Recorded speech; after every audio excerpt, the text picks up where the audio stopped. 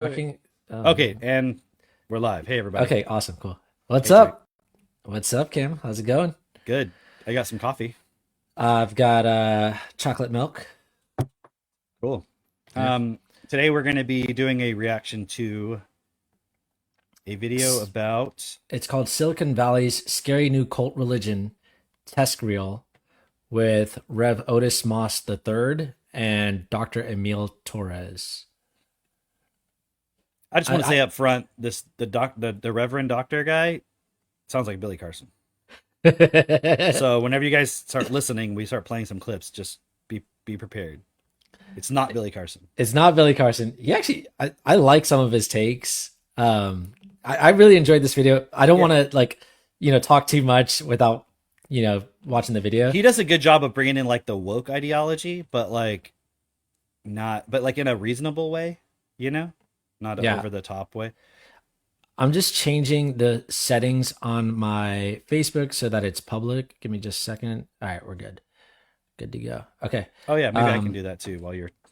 yeah. Do you want to just like play a little bit and then you'll pause it? Drake has Yep. control this time, so I have. This is totally unpredictable. I don't know what's gonna happen. It's totally Oh, yeah, mine's unpredictable. already public, so we're good. All right, cool. You can see the screen? I can see it. All right, I'm going to turn it up a little bit. Any philosophy or ideology that causes you to cast aside your relationship with other people is problematic. I don't care who says it, where it comes from. If you cast aside someone else's dignity, you are headed down a road of destruction. Prominent I billionaires in agree. Silicon Valley I'm are just going to say this real quick. I agree, but I will also say that the world that we participate in, the systems that we participate in, by default, you're casting aside someone's dignity. We certainly can't blame this Silicon Valley cult for all the problems in the world, although they are definitely going to be contributing to it. Yeah. I'm going to kind of speed up the intro Yeah, yeah. because I just want to get to the good stuff.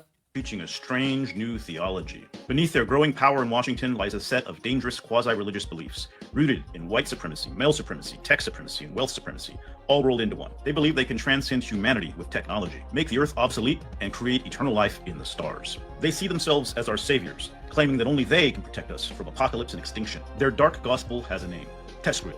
That stands for transhumanism, extropianism, singularitarianism, cosmism, rationalism, effective altruism, and long-termism. Yes, it's a mouthful, but each piece fits into a larger, dangerous picture.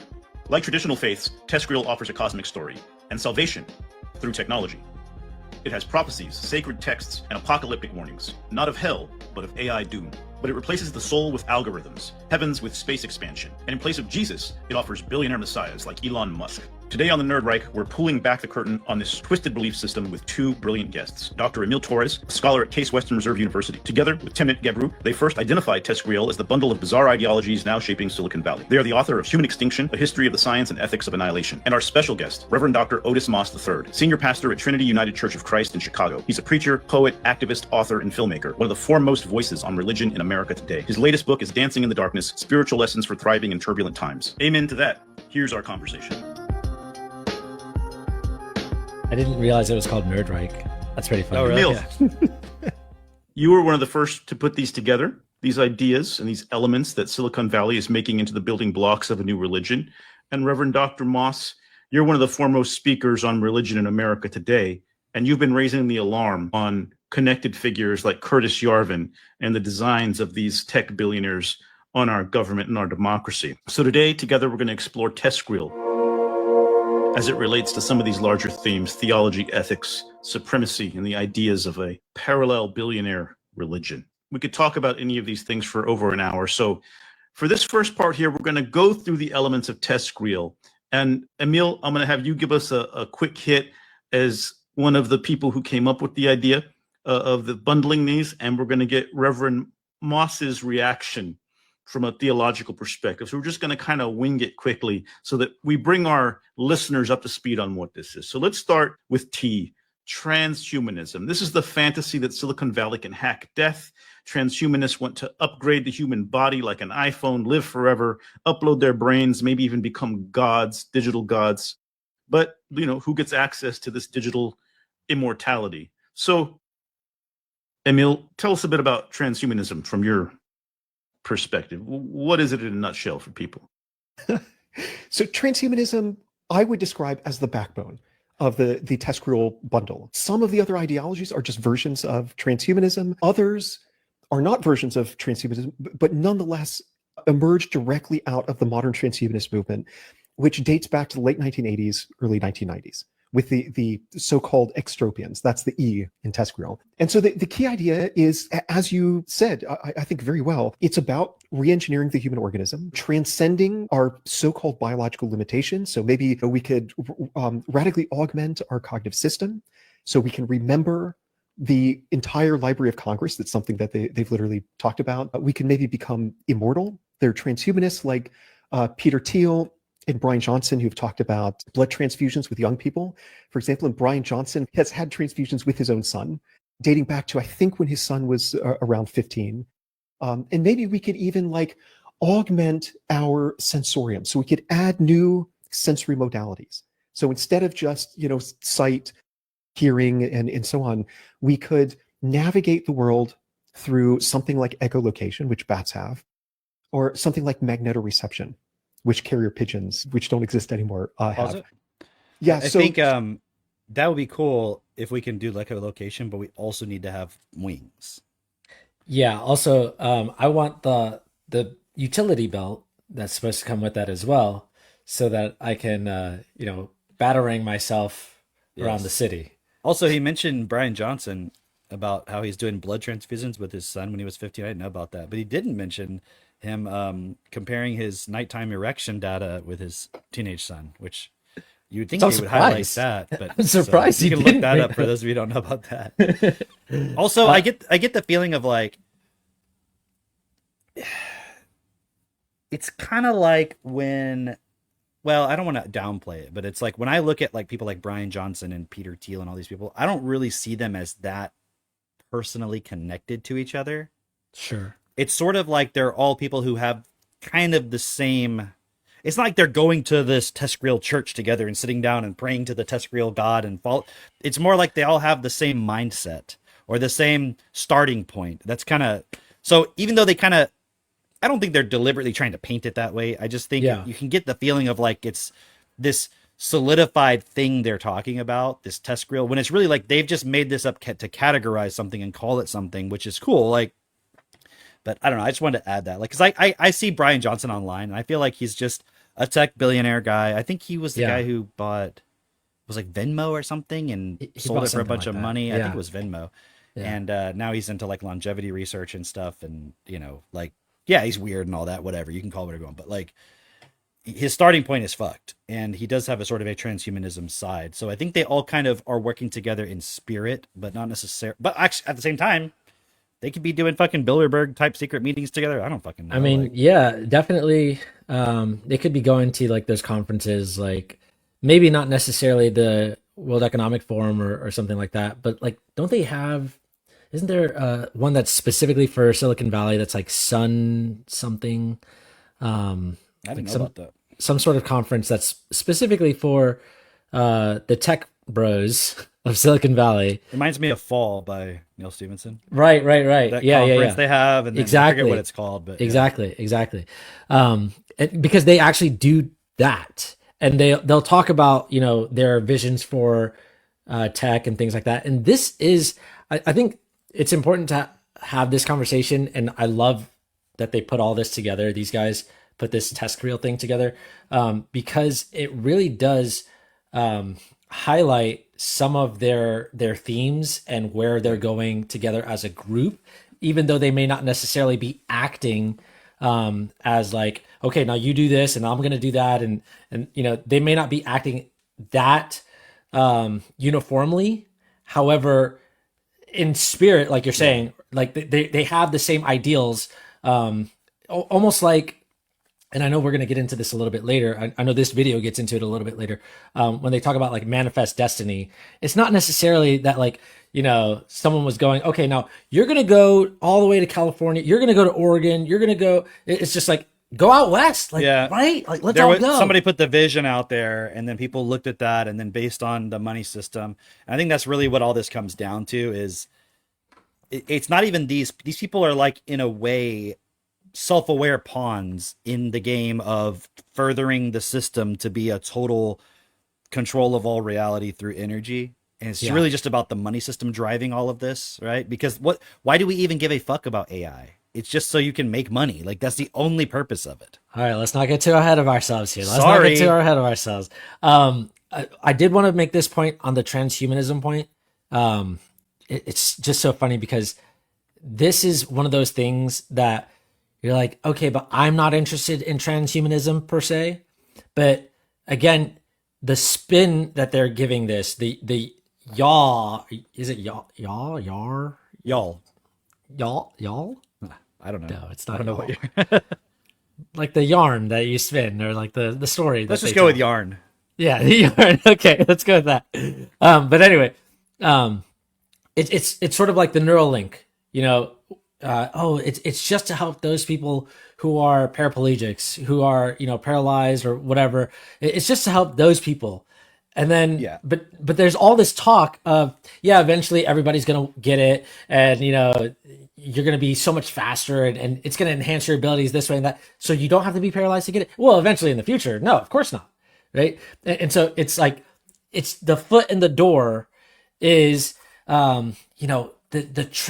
you being able to put this in your body, and you'll be able to transcend sickness, and you'll be able to live longer and this and that. But also at the same time, underground, there is, and I think a lot of people are still not aware of the connectedness of these two concepts, but there is this movement of transgenderism, right? Or I don't know if they call it something else now, but basically like that. Oh, I am not connected with my physical attributes. Like, I may look like a male, but I am actually a woman deep down, or the other way around, right? Yeah. And I know that people don't necessarily make that connection because there's a lot of emotion that's like, in the media or whatever. It's like, it's an emotional thing, like, oh, see what they're doing to these people, they're oppressing them, etc., blah blah blah. But they don't realize how that's so interlinked with, as an example, Martin Rothblatt, right? Who wrote a book that was basically saying, I forgot what the title was, but it was basically saying, From transgenderism to transhumanism. oh, okay, that's it. That's what I was going to say, right? Literally spelled out right there. And the reason why that's significant is, you might say, well, that's one person and that's their idea, It's the founder of Sirius XM Radio. which is a Satellite giant media company. Yeah. Like, you're not going to tell me that they don't have influence. Not only the founder of SiriusXM, but also owns a massive pharmaceutical arm as well, right? And also created a robot clone of her wife. Like a literal robot clone that looks exactly like his wife, and they treat it like their daughter. Creepy. So you could see the whole reason why the transgenderism is pushed in the media is to normalize it. Right. So that you can take that next step of, okay, maybe I'm not my body, or maybe if I'm not comfortable in my body, it's because I'm really a man when I was born a woman, but I should be a man, and people should accept that there's something inside of me that's not my body and it's not obvious. And then that goes to the next point of like identifying with some essence inside of us that needs to be freed from this prison, and to be like, like, you ever watched this is a deep cut. There was this movie called Lawnmower Man when I was a kid, and it was about this guy who I don't even remember the plot that much, honestly, but it was like a weird movie, and the guy goes into like cyberspace or whatever, and it's like a whole thing. And You could have just said Tron if you wanted to use cyberspace. it's kind of like that, but it's a little bit more creepy. I just remember it being really popular when I was a kid. But it's like, if you can take the step of, well, I'm not a man, I'm a woman, actually. I feel that way, and I express myself, and I can be that, then hey, a computer can allow me to like kind of create any reality I want in a visual, sensory kind of way. So maybe I can free myself, and really I'm like a digital being that like the essence of it can be captured on a computer. And so that's where the connection is between the transgender and the transhumanism. And people have said this also. It's not like I'm just making the connection. It became obvious to me, like, oh, it's not talked about because that would make it too obvious. But for anybody who's like, oh yeah, I'm not into this transhumanism thing, it's like, hold on a second, I need to look at my supercomputer that I'm always carrying on my body at all times, no matter Right. what, that I obsessively look at. And man, I wish this could just be inside me, like all the time. If it Right. could just be in my brain at all times. That's where we're going. That and then you have the whole debate about, can I upload my consciousness to the cloud and all this kind of stuff. So I don't know if I don't remember if they get into that, but Let's keep going. yeah. Transhumanism is just this idea that by doing this, we could create a kind of utopian world in which we live forever. There's no suffering, there's radical abundance, and everything is awesome forever. That's the key idea of transhumanism. So this sort of transubstantiation from human to machine. And when I think about these guys who take young people's blood, or Brian Johnson, you have the blood of the son is also something we see in religion, Reverend Moss. And there seems to be a sort of a twisting. What do you make from a theological perspective of this desire to transcend humanity and to turn human beings into something else? It's interesting because it's a rejection of this idea of the Imago Dei, the idea of the image of God each person has as inherent dignity, but yet with this idea of transhumanism is that we are able to essentially no longer see the sacredness of the body and the sacredness of all human beings. Only those who are within this techno-feudal lord system have access. It is, as you mentioned in the intro, it has this major element of this classism, this feudalism that functions out of it, and only a certain number of people, enlightened people. So it's a new form of colonialism in many ways, that it's shaped in that idea and completely rejects the idea of each and every person having dignity and being made in the image of God. And as a result of that, we must approach each individual with that level of dignity. So colonialism. No, I actually do like this take though, because he's basically saying like, okay, even if it were the case, and I know that's not what he's saying, but even if it were the case that you could live forever and enjoy it, thanks, and enjoy all the benefits of what they're saying, it's only going to be available to a select few. It's not even the best case scenario. You don't get to participate in that because you're not the billionaire class or whatever. The problem with making it in this cult sort of framing is like as if that's part of their ideology, that it's only for us, and it's like it's not really that. It's like the money system. If you have money, you can get whatever you want. If you don't, you can't survive. It's not like, but at the same time, there is a mindset that holds the system in place of like, we're not just going to give everybody money. We're not. So there is that point, but it's a very unconscious thing. I'm not saying it's not all conscious, but it's a very deeply ingrained unconscious, subconscious point where it's like, even a person who doesn't have a bunch of money would argue, well, you can't just give everybody money. They'll be late. Like they'll argue as if they're the fucking like at the top capitalist, Right. Meanwhile, they play the lottery. Yeah. And the thing about the, it's like I like this guy's framing and I don't at the same time, because do you notice this point where, and they'll probably get into this even more, but it's like they're perverting perverting religion. they're perverting the religious, Yeah. And I'm like, I mean, sacrificing your son to save humanity is also weird and fucked up. It's like they shouldn't pervert these ancient, sacred traditional ways of viewing reality. And it's like, they're kind of fucked also. And before TESCREAL was a thing, that was running the world, and look where it got us. A lot of mystery and questions and existential problems where people are like, maybe we should try transhumanism. That's actually a really funny point, because the host is saying like, oh, this son of the blood. Oh, whoa, we see that in religion. It's like, yeah, actually. That's the thing. Exactly the it's point. Like this transubstantial. It's like, are you mocking religion also right now or not? Yeah. It seems, I'm not assuming his intent, but it sounds like inadvertently it's a mockery of this transubstantiation, and it's like, yeah, that idea also is weird. Yeah. So it's, if anything, how can you defend religion and then mock these people? You're Yeah. kind of having to, anyways. All right. Keep going. Go ahead. Oh, look at that. So what happens when It's the I cloud. don't have the necessary money to quote be transhumanist? Then I'm placed in a particular. What happens in the caste, current another system when you caste don't have system. money? And so we're To this point, what happens when you don't have money and you're transgender? You remain the same with the same body parts. You don't get the surgeries. You What don't happens get the when you don't have money and you're Christian or Buddhist or Muslim or Hindu or yeah. you don't get the goods Yeah. Yeah. because of colonialism. talking about again reworking the same old ideas under a new marketing campaign. Let's go to the E in TESCREAL, extropianism.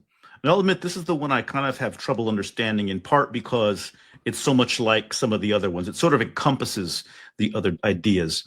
And it's an old school techno-utopian ideology from the 90s that believes there are no limits, not death, not entropy, not ethics. This idea that the goal is to beat entropy, to beat death, to beat decay. You explain this a little better, Emil. Yeah, I mean, extropianism was the first organized modern transhumanist movement. In fact, the founder of extropianism, his name is Max Moore, although he was born Max O'Connor, so he changed his name to better reflect his extropian values. He claims to be the founder of modern transhumanism. So extropianism was the platform. What was his that name originally? catapulted transhumanism Max into O'Connor greater was his original name, and then he changed it to Max Moore. Okay, I was like, what was it, like Max Less before? Like, realms of influence, if you will.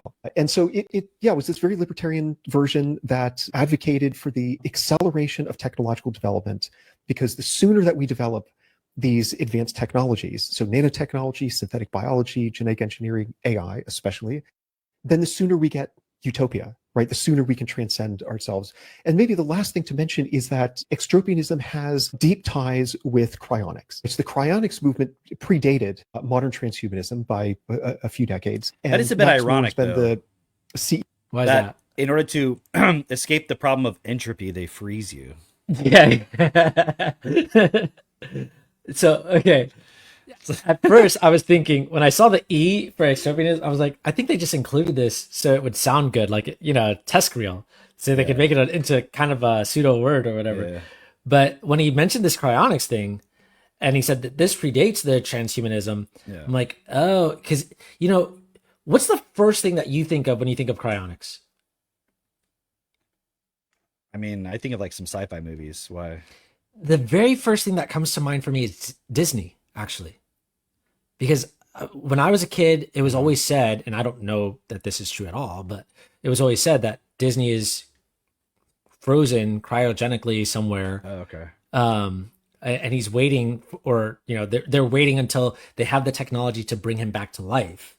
And that was something, I don't know if that's like just Might be some true. rumor or where that originated from, but being that I live and grew up in Orlando area, like that's something that we heard all the time, or at least among my friends anyway.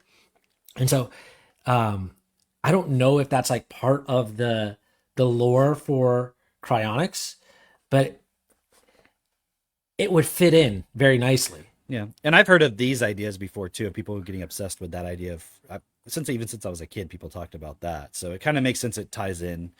Kevin also heard it too. What was the other thing? In fall, don't they do that as well? Is that part of it? Yes, exactly. Yeah, no, that's how it started. And so it's like they're gonna freeze you, and that way they'll develop the technology to bring you back to life. That's a really, I wouldn't say like I love the book from a reading the book perspective, but from the ideas in it, I think it's really good. It's not my I favorite enjoyed the book. Some people like the it. book, and some people. I'm telling you, I liked it right here. I'm in front of your face. You're calling me some people. Yeah, no, I have heard that there are some people who like it. But I don't know who they are, but anyways, there are some people out there. No, I enjoyed the book, and the ideas in there are like really prescient, I would say. Where it's just like you read it and you can see that happening, not just right now, like not just in the Doesn't near it future. seem but like he's talking shit about oh, for sure. like, but at the same time, I don't know for sure if he is. It very much seems like he is. Like it seems like he's done a lot of research. That's why I like his books, because it If you seems go like back to Snow Crash, like we're talking about Neil Stephenson, like it's Yeah. like he's talking shit about the whole idea. Like Diamond, it's not like he's like Right. advocating it. right, definitely. I think it's like definitely at least putting it in a critical light. Let's say that, right? Yeah.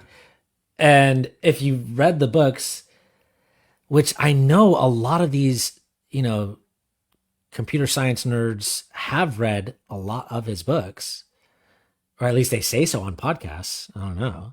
I don't know. I never hear them talk about Neil Stephenson. Lex Friedman for sure has talked about him. Oh, you know what?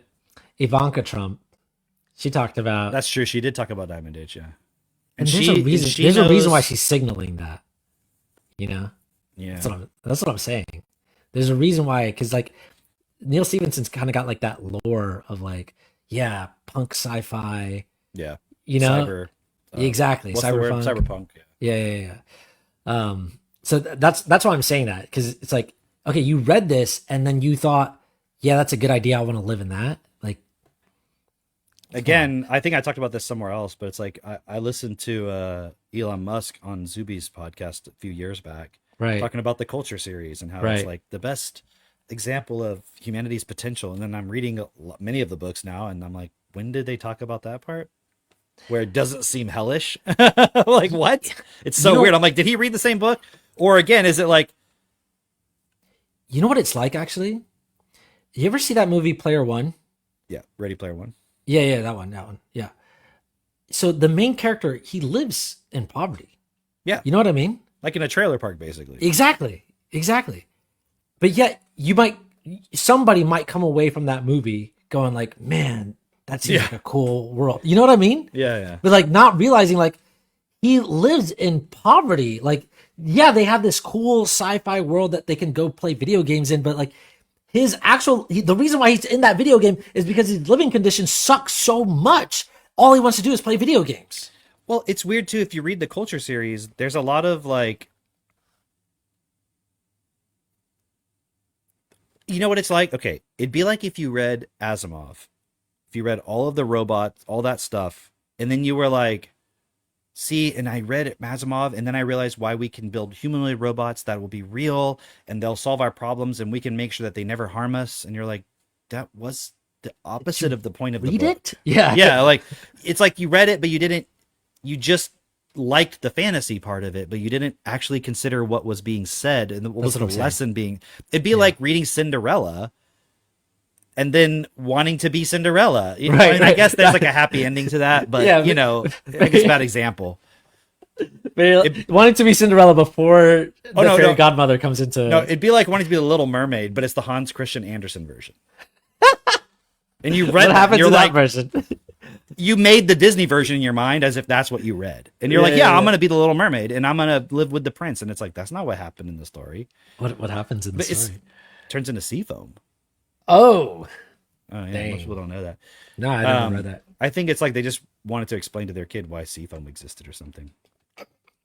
But It's a mermaid. you know what I mean? Like with the Asimov stuff, it's like showing you can't do that. And it's like all the logical reasons and play out the ideas and everything as to why. And no one ever talks about it like that. Yeah. Have you ever heard anybody talk about it like that? Instead, it's like, I mean, I guess maybe the iRobot movie, which I haven't seen, but I know it's kind of like, it makes the It's- robots problematic, I guess. It does make the robots problematic, but it's like it is. But is it more just because they're being bastardization. manipulated by humans?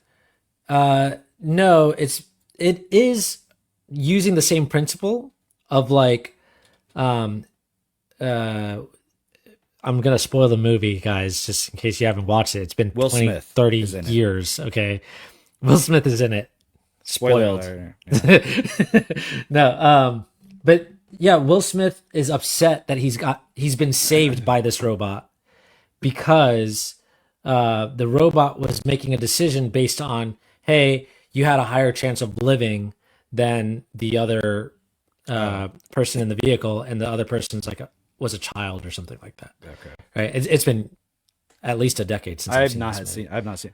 Hey, the Reverend Doctor should be all down with that video. It shows a black person over a white person, so kind We of don't know flies in that the face. we don't of know all that this the kid test was real. white. We don't know that the kid was white. We just know True.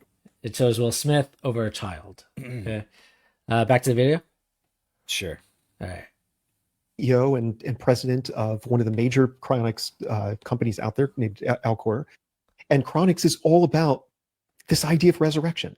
So, these transhumanists, these extropians are a bunch of atheists who say, well, what we've lost by becoming atheists and, and apostatizing our faith is we've lost all the promises of, the eschatological hope of a better future, of a paradise someday. We've lost this possibility of resurrection and then living forever. So cryonics is supposed to be an answer, a sort of secular answer to that. Yeah, eternity brought to you. Okay, I'm just gonna pause it right there because it's like, How do we put I know. ourselves back up here? Yeah. No, I It- mean, it- like when on this mode, how do we put ourselves back? I must have done. Oh no, it's one of the custom ones that you deleted apparently. All right. Well, anyway, sorry. Yeah. Yeah. I'll figure it out. But no, what I'm saying is, oh, that point is actually a really good point of like this desire to be resurrected or this desire to live on forever. Like clearly we all have that within us, whether it comes from religion or now in this very tech forward way of viewing things.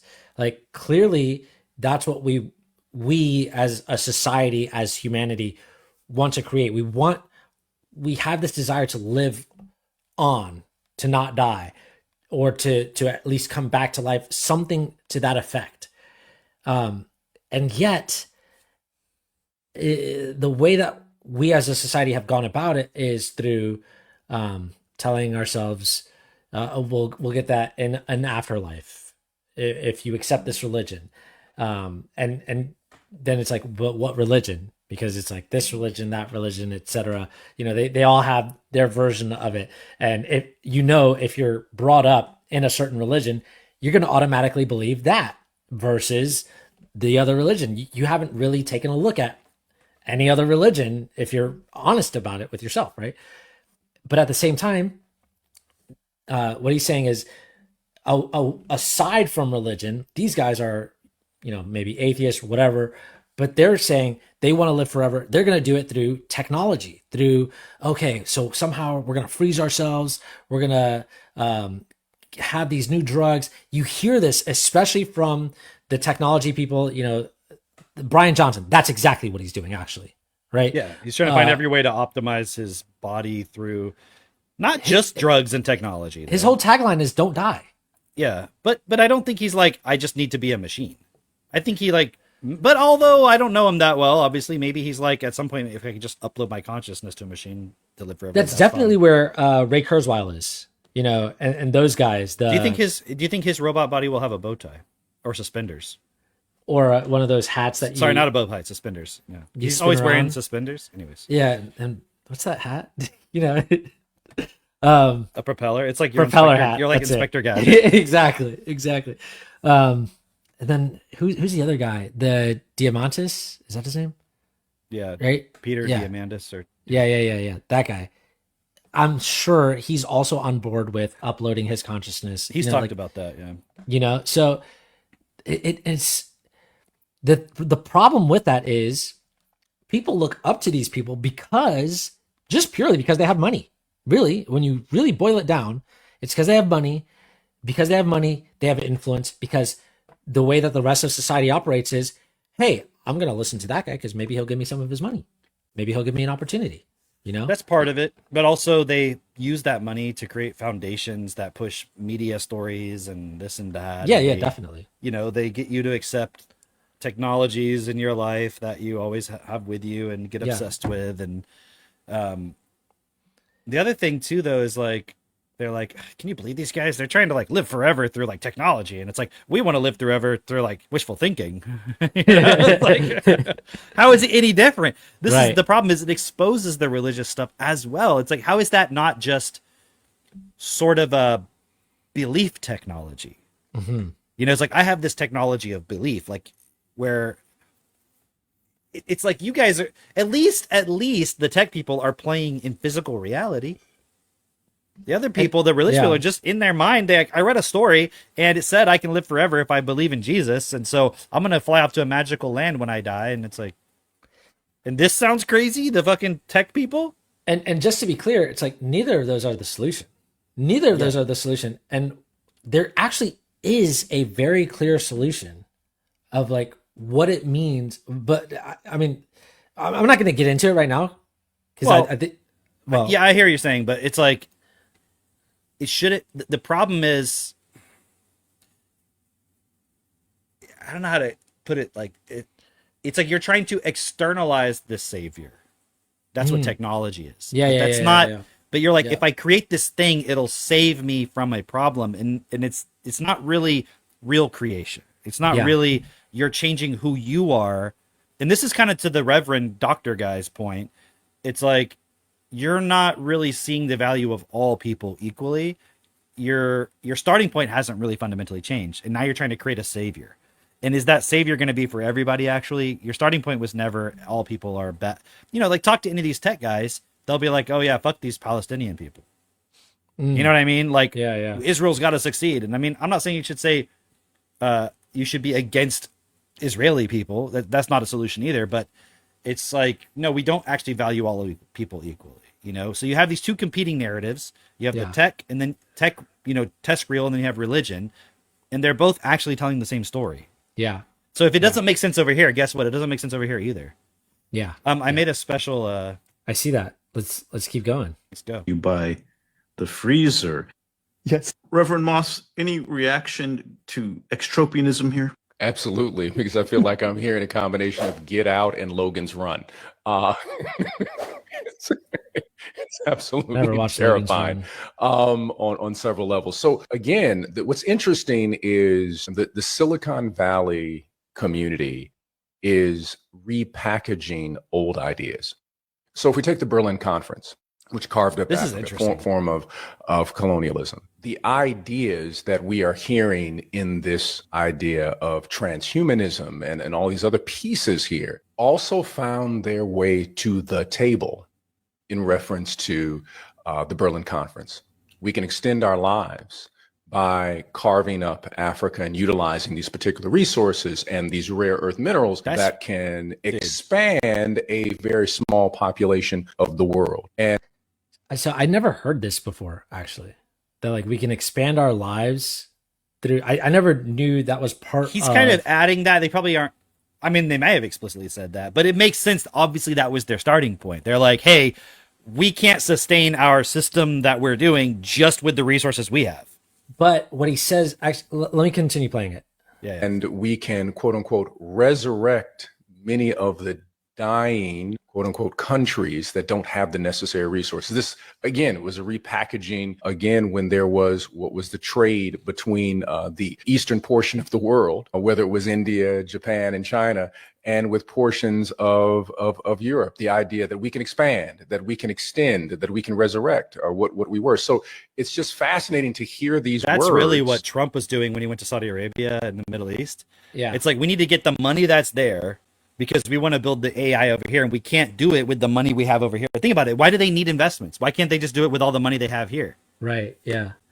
Okay. So that point that he's saying of like, we need to resurrect this country, maybe this dying country, that is really clear. That makes a lot of sense. That is like really obvious when you look at colonialism. It's like, yeah, this little country over here with no resources, how are they going to continue and sustain? I mean, look at a country like Britain, UK, where they're like, well, what natural resources do they have over there, in abundance that's going to sustain them to make them a world power? Fish and chips and lorries. That's it. Right. And so they had to, from that perspective, like find some external source of resources that they could exploit, Right. that they could take advantage of, And so, yeah, that actually does make a lot of sense. So that's what was happening over there. That's still happening today, like you said, where we're going, hey, Saudis, give us some of your oil, some of your money, so that we can, continue making this AI data center, blah, blah, blah, over here. Okay. I want to spell it out like these guys won't even ever spell it out. Okay. but they're putting all the building blocks in place. What was it? If you look at the story that's in your mind or in the average person's mind, whether you like or don't like colonialism, Mhm. what was it that enabled them to come over and take those resources? They had a higher education than the people. Like they called those other people savages. They had Yeah. technology that they could That's go the over point. there. Yeah, and just They like wouldn't shoot call it them up. education. Okay, sure. The average person, they would say Technology. they had the tech. And how? Why did they have the technology when like the native people in Africa didn't? From the average person's mind. Because I don't know. I think the average person would say they were evil people that, Maybe, you but they know, had the intelligence. well, yeah, Like it's a certain type of intelligence to engineer a weapon. right. Yeah. And it doesn't mean, I'm not saying this in the sense of that the Africans couldn't have the capacity to ever have that intelligence. That's all I'm trying to say. It's just clearly let's say the British people had that intelligence at that time Yeah. because they didn't already have all those resources they needed. Right. Okay. The Africans did. They didn't make weapons. Right. And you could say it's also because of the evilness and so forth. I'm not disputing it. But my point is, here's where I'm going with it. They had some type of intelligence, which embedded within that could also be the evil. That's a part of the intelligence, whatever. Sure. But they had Yeah. this intelligence that allowed them to build weapons that when they went to Africa, let's say, or anywhere else, they could easily dominate those people, right? Yeah. So, and then they could colonize them and they Yeah. could take their resources. Yeah. They could even use the people to extract the resources through Yeah. this superior intelligence technology. Technology is just the externalization of that intelligence. I do want to handle that evil point because I know that's something that is in people's minds. That's why I brought it up because I know for a fact they'd be like, well, the African people were just not that evil that they wanted to kill each other like that. And, but you look at the same sort of thing going on in the Americas where the same scenario, the Europeans were able to come over with their technology and colonize the Americas, and the people in the Americas did not have that technology. But you could make the case that they were just as evil because they were sacrificing all the nearby, tribes and everything on it. Were the tribes in Africa fighting with each other and stuff? I mean, I don't know. I wasn't there. Yeah. I'm assuming based on things I've heard and read. Right. But even if they weren't, it's really irrelevant. My point is now look at the current situation, the TESCREAL level of things now, and you have these people who have the superior intelligence, which is externalized as technology, which they're going to use to colonize us. You know what I mean? And extract the resources of literally our thoughts and Dude. when you're watching Instagram, you're getting off on the pictures and videos you see. You're being entertained. So there's energy being generated, and that's coming from your physical fucking body. So it's like, look, we've colonized the earth. We know how to extract oil. Now we got to get all the living human beings and colonize them with technology and the intelligence and to make and it's like, oh, we're gonna make you smarter. It's like, yeah. When you did that just now, when you were like putting your phone down your shirt, it reminded me of Iron Man. Iron Man's got that orb that's like glowing in the middle of his chest, right? And it's interesting because he can't live without it, right? Like because of some accident or whatever the story is, right? Okay, He actually, I can't don't live know without that. it, right? But also, it's like that thing is living off of you. Like in reality, the phone doesn't live without you. Like it doesn't make phone calls on its own. It's like the same with money, right? Like it doesn't spend itself or whatever. But we as a society depend so much on it. It's so interesting. Just I'm just trying to paint this picture of we're going to become as society, as humanity, cyborg. Like we already are to an extent. Like you're making the case of like we walk around with our phones, but it's going to be to the point where it's implanted in you, and that's going to be seen as necessary to have this implant inside you of the phone or the technology so that you can connect to the cloud and access your what they said, the Library of Congress, all that sort of stuff. which to me is so silly because it's I was like, trying to find the clip of Sam Altman where he's talking about. I can't find it though, but where he's like, "Oh wait, here it is. you got Here it it. is. You want to Let share me it? let me play this one real quick. Go Yeah, ahead. yeah, just for the context. Share screen. With a trillion tokens. I mean, in some sense, I think the like Platonic ideal state is a very tiny reasoning model with a trillion tokens of context that you put your whole life into. The model never retrains, the weights never customized, but that thing can like reason across your whole context and do it efficiently. And every conversation you've ever had in your life, every book you've ever read, every email you've ever read, everything you've ever looked at is in there, plus connected to all your data from other sources. And, you know, your life just keeps appending to the context, and your company just does the same thing for all your company's data. We can't get there today, but I think of kind of like anything else as a compromise off that Platonic ideal, and that is how I would eventually, I hope we do customization. So it's like they literally want to colonize your entire life. Yeah. To extract that as, because why? Because then you're having to pay money so that they can run their servers. You know what I mean? Like it's so obvious that this is the last remaining resource to be totally hacked. And then Yeah. humans can be completely controlled. Okay, now think about this in the context of, and I want to get back to the video, but think about this in the context of subscriptions, right? Like we're subscribed to Amazon Prime, right? Which then means that we can also subscribe to, you know, whatever their video services are or whatever. But Christine was just telling me this morning, she was just telling me like, yeah, you know, I was just looking on the Prime Video thing because you used to be able to just watch a whole bunch of videos for, like, it's included in your subscription. But she said they just recently uploaded some new episodes to this or that or whatever, and she was looking at it, and it's like you got to pay still have to buy $9.99. Yeah, exactly. So it's like Right. you still have to pay on top of the payment that you're making. And I know it's the same with like, you know, Uber or DoorDash and things like that. It's like you're paying to get it delivered. You're paying a subscription to have it delivered for free. But then if you want it delivered on this particular way, blah, blah, blah, then you pay extra. It's clear that it's just like this. I don't know any other way to say it other than like cannibalism. Like, do you think they're going to be like, I'm going to give you every superpower. You can all be Iron Man and you all get it for free and you all get access to it equally. It's already not that way. There's already tiers of like, you get the free AI and then you get the $20 AI and then you get the $200 AI. So if you have more money, you're more intelligent. There you go. Has anything changed? You know, and to go back to that point about the dignity and all this stuff, in religion, see, here's the counter. In religion, they teach you that all humans have dignity and we all have dignity. It's like, yeah, we're told that and we believe that because of the religion, apparently.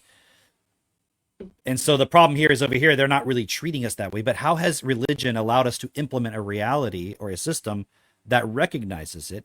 And in fact, if you look around, is everyone actually acting in any dignified way?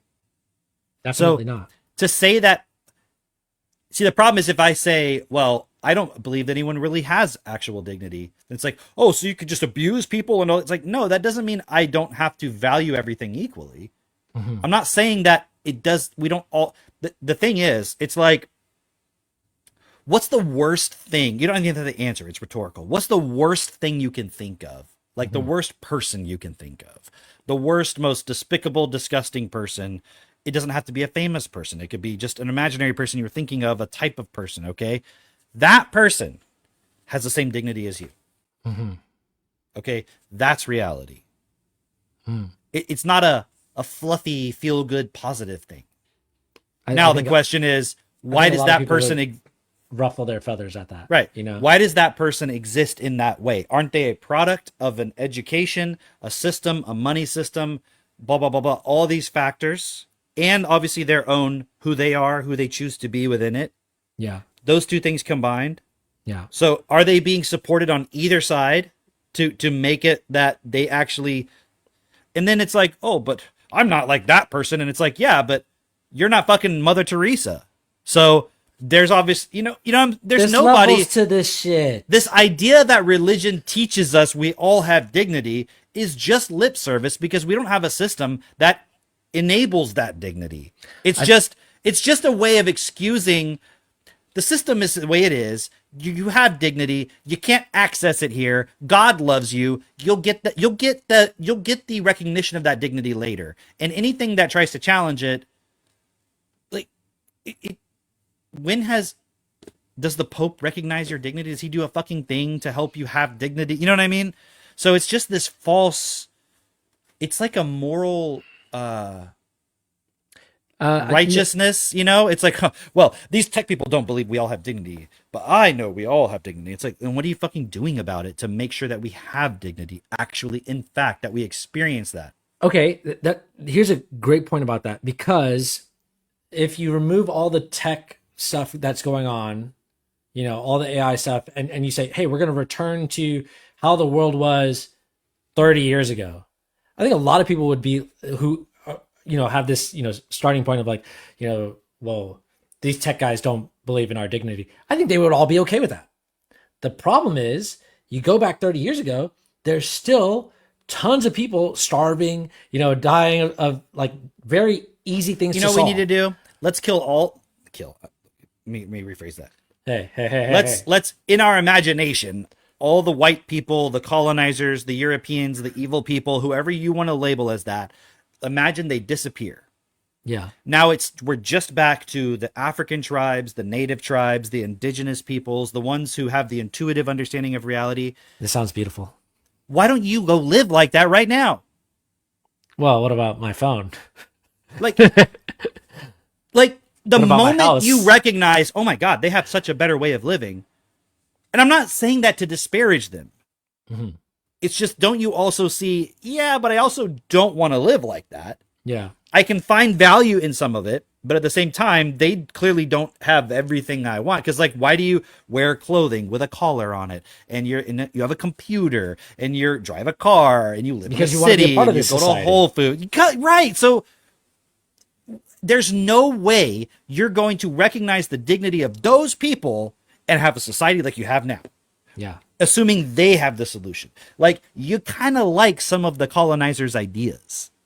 Sure. Otherwise, you would just take your superior money, sell all your belongings, and go integrate as best you possibly can into that life. You certainly wouldn't be like, okay, here's a scale. Native African tribe person, tech elite. Sure. You're saying you value here, but you're like right here. Yeah. So don't fucking lie and bullshit like, oh, I recognize. What's funny about that? I think the Starlink is adjusting. What's funny about that? Oh, okay, you're back. I was just saying, you're one of those colonizers. You're way closer to the colonizers than you are the. What I was going to say is, what's really funny is those, tech billionaires, tech elite, not even billionaires, just the guys who work in Silicon Valley often go where? To the Amazon, whether it's like, yeah, Brazil, they do their little plant Chile, medicine Peru, rituals. Yeah, exactly. And so they go in, they hang out with the tribes, but then there's a whole industry to like build, instead of you sleeping out in a tent, God forbid, we built this elaborate little mansion out here for you. And we still got the shaman. So you still get the, the touch of that. Yeah. But it's like, they're doing the same thing.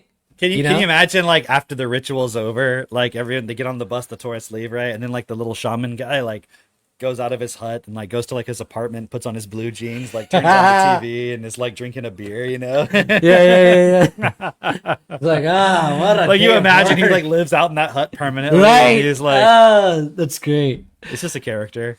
Yeah. All right, let's keep going. All right. I don't think I'm sharing. Oh, it's not. Yeah, it's not sharing yet. Hang on. There we go.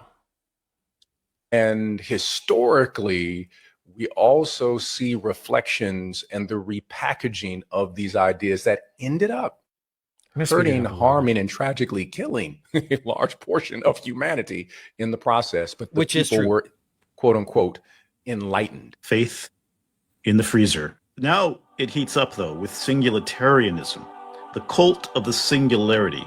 This belief that once AI gets smarter than us, everything will change. And this will be the rapture, minus the angels.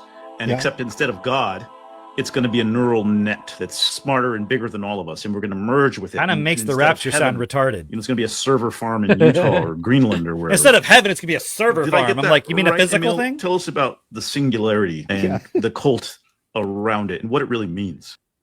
Yeah, so yes, you're right. You know, the singularity, sometimes called the techno rapture or the rapture of the nerds. It is supposed to be this hypothetical future event which may occur. Would, you know, many influential figures in Silicon Valley would argue that it's going to occur in the very near future. So definitely within our lifetimes, maybe within the next few years.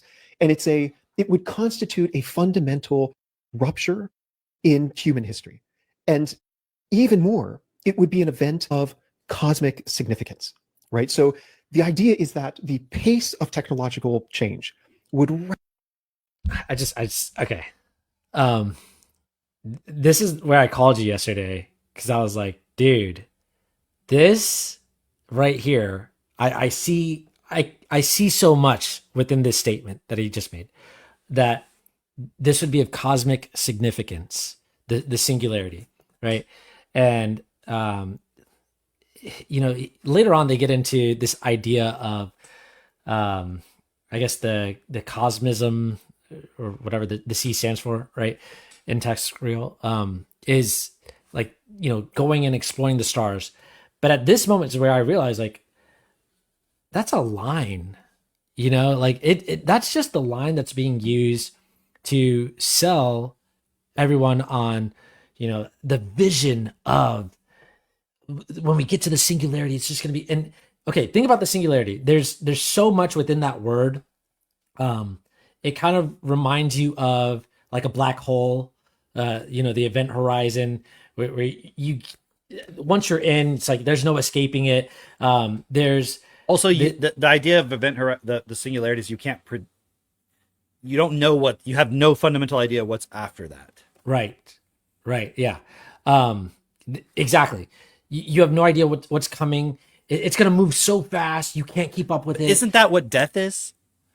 It's the same thing. Like, it's that point where it's like you get to this point, and after that, you really fundamentally have. And this is like Bernard talks about this a lot of like, you have no context for what reality is like after you die. It's not to say like, meaning like, yes, you will exist, but not in any context you currently now recognize, and it's not at all what you think. And if you totally only have identified as your mind, you're fucked. Wow, that's a Separate great point. But yeah, death is that singularity. It's a great point to bring up here because what I see is it also reminds me of when he says this cosmic event or event of cosmic importance is it reminds me of, you know, going to the moon, you know, the 60s, that whole like the rocket into space, like we're going to be the first ones, all this stuff, and having that technology. And regardless of, you know, because I know there are people who believe we actually went to the moon. No, but I know there are people who believe that we didn't, you know, all that stuff. Regardless of where you stand on that issue, it's like, what did that actually accomplish in humanity? It was this big event to get like all your energy and your consent to spend all this money and this entertainment and all of this stuff. And it played on the emotions of you accomplished something just by being born in a certain country. Yes, yeah. Or being born as a human. At a certain time, you know? And you can like, oh, wow. Like, and it makes you feel this good feeling inside you. But at the end of the day, it's like, well, what actually occurred? Like, what actually changed, rather? Can you imagine if you felt that way because you were like, dude, you're not going to believe this, but I went to Florida. You're like, okay. Yeah. You know what I mean? That's like, okay, you went to the moon. Cool. Like, and? Yeah. But look what we achieved. Look what we proved we could do. And I'm like, it's like, okay, I mean, that's cool, but there's like a child dying of starvation. Yeah. So why is that, like, why is this of cosmic significance and that's not? And then you think you're going to go to heaven. Yeah. Yeah. It's like you going to Walmart today. Was that of cosmic significance? So here's the what I really wanted to add in here is it's like this hype for yes, can't wait for that to happen. Like think of how the singularity is looked at in Silicon Valley, where it's like, wow, we are so close to the singularity, and just you wait, it's going to be amazing. Technology, anything you want at your fingertips, it's going to be beautiful. And like what I actually see is coming is none of that. What I see is coming is technology that is going to be very entertaining Yeah. and very Very hard to disengage from. yes, very distracting. Yeah, And that is that. So like they're right in a way where it's like it's going to be a point where it's hard to predict what happens after that because you're like, how do you? It's like imagine you're literally in the Matrix, yeah, and it's so fucking real. You're like can't escape, and you don't even know how. Like literally, someone on the outside has to unplug you. Like, Yeah. how do you even get out of that? You know, that's what I see is coming. That is to me what I see as far as the singularity is where technology is just so engaging that you cannot remove yourself from it because it's just so entertaining. You have no idea, like, is this real? Is this not? And it's like I'm like in a new world, and you won't be able to trust your memories. Look at all the stuff that's coming out on what's it called, VO3, dude, crazy, huh? And Right? you know it's just gonna get better. Yeah, and for maybe you could pull up a video of that. For look those for one. of you who are unaware, it is a new text to video generation AI, right? Generative AI, I guess. And basically, you can just type a scene that you want, and it creates it, and it adds sound to it too. So before, So yeah. Before you could only do video, which wasn't that impressive to me. Just because you're like, I'm watching a silent video. This is cool. But sure, yeah, now it's that whole nother level where you're like, no, I can actually make a movie now. I mean, not Yeah. yet. You can't make that much. this is. I imagine that this is what Tyler Perry saw when he said, "I'm going to halt production on my multi-million dollar." You know, He probably didn't see it, but he saw it. like Yeah, the vision yeah, of it. yeah, You know, exactly. Go ahead. So he was like, damn. He's having like an existential crisis. He's like, I It's can't like- make movies wearing a dress and like caricaturing like black culture anymore. Like what? Well, what? I can't be Medea no more. The world can't- is lost. I Lost can't its cross-dress. purpose. There's no meaning in life anymore. Yeah. All right. I haven't seen this one yet. A girl told me we're made of prompts. Like, seriously, dude. You're saying the only thing standing between me and $1 billion is some random text? Honestly, the biggest red flag is when the guy believes in the prompt theory. Like, really? We came from prompts? Wake up, man. You want to convince me that this perfect creation behind me is the result of ones and zeros? A binary code and nothing more? It makes no sense. Imagine you're in the middle of a nice date with a handsome man and then he brings up the prompt theory. Yuck. Dude, We just can't have nice things. dude, pause it, dude. I like that they're doing it about prompts and stuff, so they're not trying to make it seem real. So it's showing you clearly this is not real, because why the fuck would all these different people be talking about prompts if it was like real, if it was like real video? No, hang on though. Hang on. Sure. Imagine you're 5, 10, 15 years into the future, right? And you've been living in this AI world, this simulated world around you where you just consume all this information, and you're like you don't have any context anymore for, is this real or not? And so you're wrestling with the idea of like, wait, am I a prompt? Am I an AI? You get what I'm saying? Like the transhumanism just goes to another level there. There's a great Greg Egan short story about that. Okay. It's about something called a jewel, like this thing that's in your brain that learns your behavior so that when you are ready to die, you can transfer over to that. Yeah. And I don't remember what it's called, but if you look up Greg Egan stories, go ask an AI. It'll tell you what the fucking short story is. Or it won't. It'll hallucinate something else, and then you'll never find it. Right. I got one more to show you real quick. Okay, go ahead. This is my favorite one. It's not that impressive. It's just actually funny. I just thought that was like, that is like, man, check- I can see, I love I can this see one. a child watching that and going like, yeah, prompt theory. That's so funny. Like, yeah. Yeah, like, wait, am I a prompt? Like, But- what isn't okay, a but prompt? That's the think about- Matrix. Think about going on a date. Can you imagine being 15 years old, in 15 years from now, right? And going on a date and that being like, okay, because here's what I'm seeing in my mind. Elon Musk is like, there's a really great chance that high probability that we are a simulation, right? That we're in some sort of simulation. That's what he says. That's literally what he says. And then a lot of people will hear that and run with it and go like, wow, yeah, maybe we are in a simulation. And like, it's a conversation that smokers have, after they've hit a joint and they're like, do you think we're in a simulation? Like that sort of thing. The way that, they're telling the jokes in this made up AI video where she's doing, comedy bit is as if, okay, imagine you're on a first date with a guy and he brings up, are we in a simulation? Like, come on. But like literally, that is what people will be asking. People do that now. Just can you? They do it now, and there's not even any evidence of anything that's fake that you can't tell isn't real. And then you're gonna have guys like the guy who's like, you're gonna tell me this beautiful background is a prompt, and that's just going to serve to confuse whoever's watching, especially a young mind who does not have the context. It's just going to serve to confuse, like, wait, is this an actual, like a real video? Oh, so this guy's real. Oh, I was questioning the reality of this person. Like, imagine an influencer, like a Kai Cenat or something like that. And then, oh, isn't this the prompt of Atlas Shrugged? Or Cloud Atlas? Cloud Atlas? Is that the movie, right? Mm-hmm.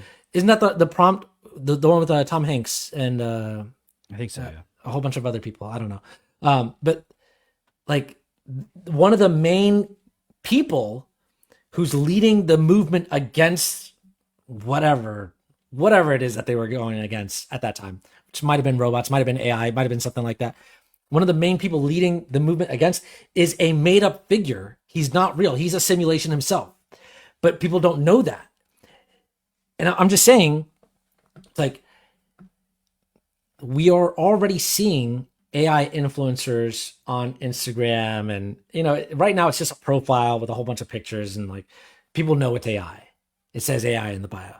But imagine, but there are some where it's a real person that they've trained an AI to then make videos of them to make money. Yeah, and you can kind of tell because it's still the technology's there where it's like their abs like flex weird, and you're like, okay, that's not real, but like at first glance it's real enough, and so it'll get better. Obviously, it'll get to the point where people won't realize that the person they're fawning over is and maybe a whole cast of characters that seem completely unrelated are just and AI. Honestly, if you weren't lazy and you like used fucking Adobe not Illustrator, but like whatever the video version is of Photoshop, sure, and you did that with your video generation and all that, and you were careful about it and edited it, you could make sure it looked totally real and the person wouldn't know.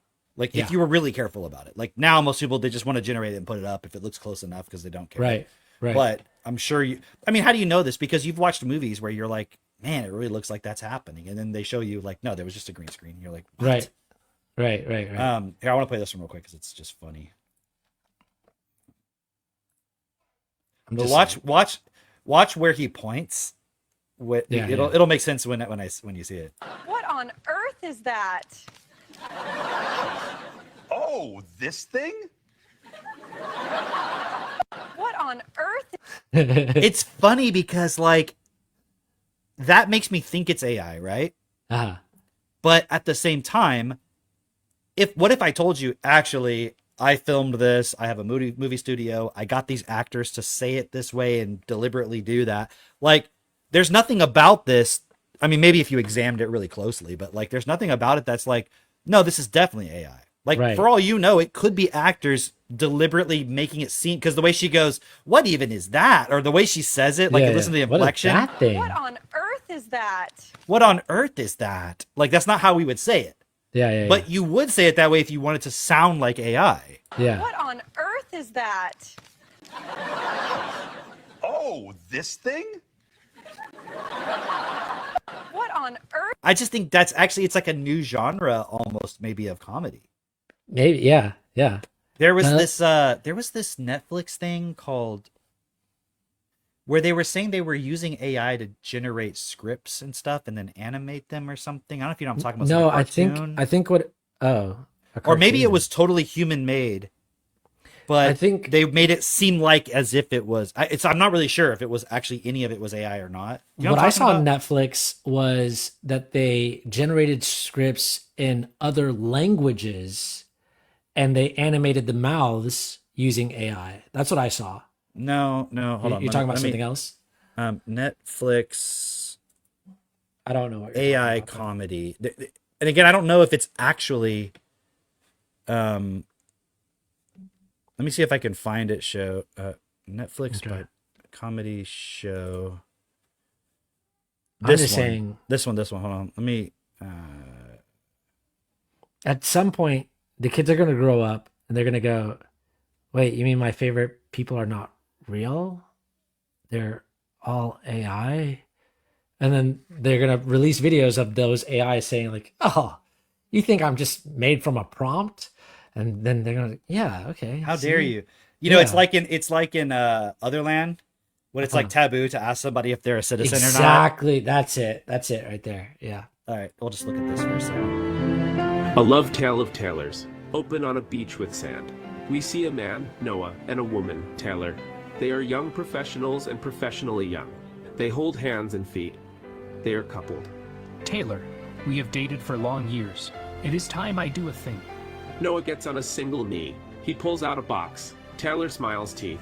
She thinks she will eat a wedding's cake soon. I propose. Propose we break up.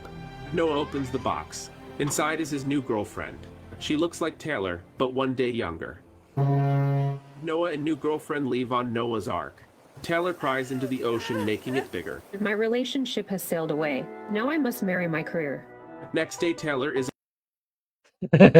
When I first saw these, I thought they were, but I'm looking at it now. It's 4 years old. I'm like, that's just someone really clever. I think Yeah. writing it in a way where so it's like this other level of meta humor, you know, where it's like deliberately written artificially, but it's actually just really clever writing. It looks I think, like that you know? Adult Swim show where the guy was like a half hawk, Oh, half that's probably snake. my favorite cartoon ever. What's it Xavier, called? Renegade Yeah, Angel. that's it. Which is amazing, and it's really good for poking fun. Doesn't it remind you of that? Oh yeah, that style. Yeah, yeah.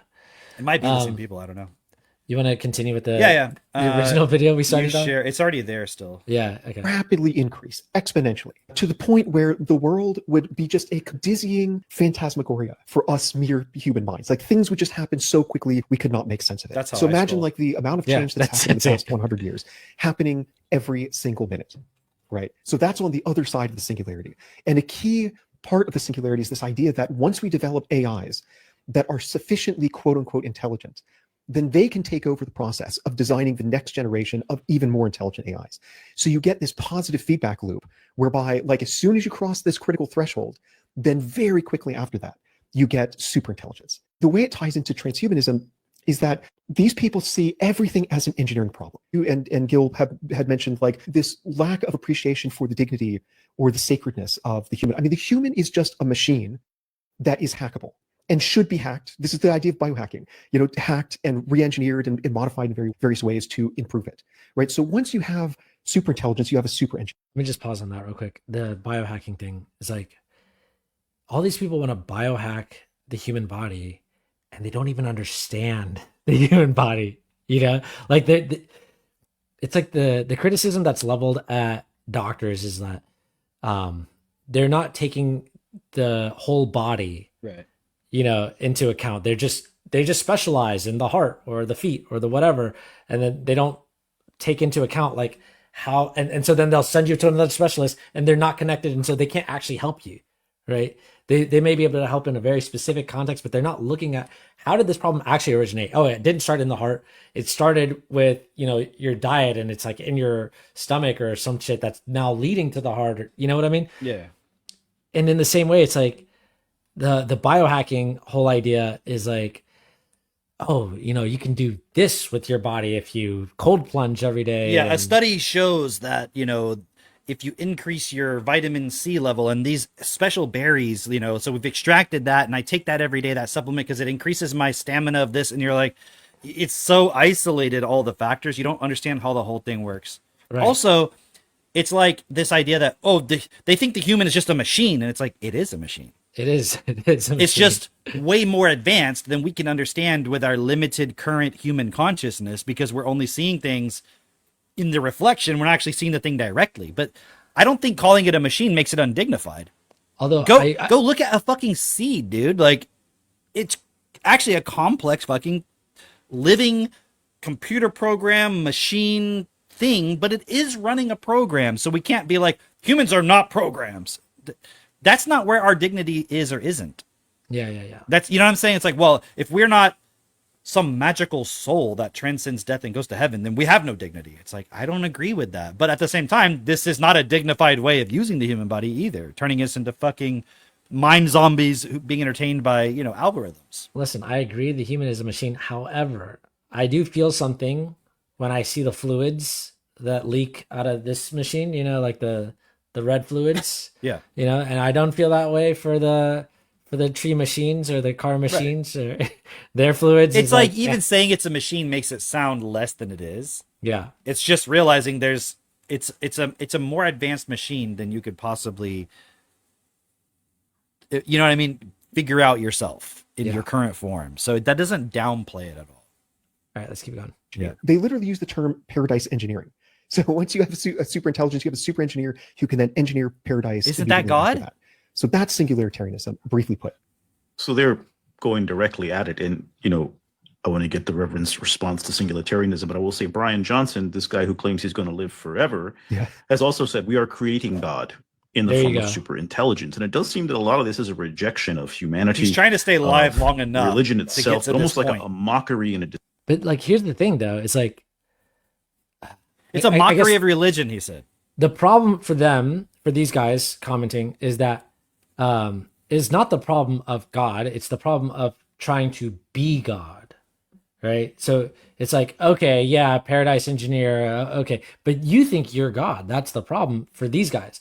But what I would say is the problem is that you are not taking the responsibility of God, right? Or another way to say that is you're not acting in a way, even if you're like to me, it's like, okay, you believe in God, fine.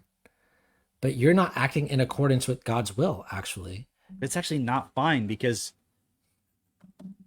you can't say it's fine that you believe in God, because that means you've externalized that there is a supreme being that knows everything, that is better than everybody, that ultimately takes responsibility.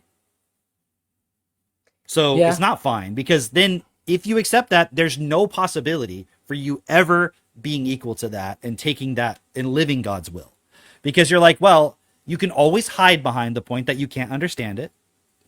You can always hide behind that you're more limited and therefore you can't possibly do it. And it allows you to go, well, I am doing God's will as long as I feel something has given me a feeling feedback that I'm in alignment with it.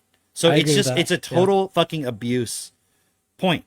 So I agree, like, we shouldn't act like we're God, as in, I can do no wrong no matter what. I am the authority of everything, you know? Like, no.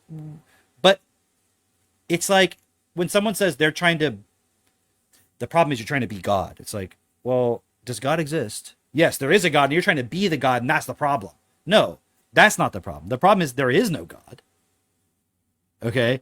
And even if I'm doing this or not, what does it have to do with God? Is what I'm doing best or not is the question. Yeah. But then the problem is if I say that, someone see you're trying to be God. Okay. Yeah. How about I just do things that aren't best then? You'll complain about that too, though. Yeah, right. You see the paradox of even talking about God as an entity at all. It's just irrelevant to the point of who am I? Am I doing what's best or not?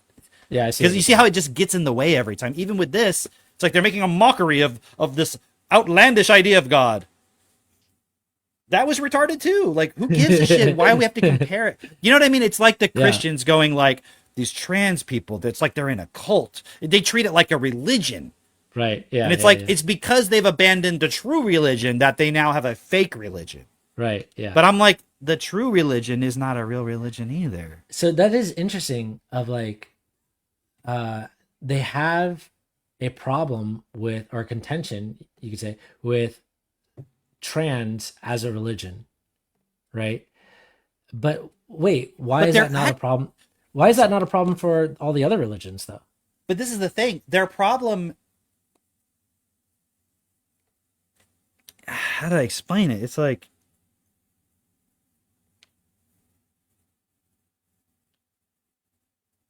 Okay, let's say you like a sports team that wears blue shirts. Okay. This other person over here goes, I'm all about this. We wear red shirts. And then you're like, hey, you're doing just like I'm doing over here, but you're doing it with red shirts. So that doesn't make any sense.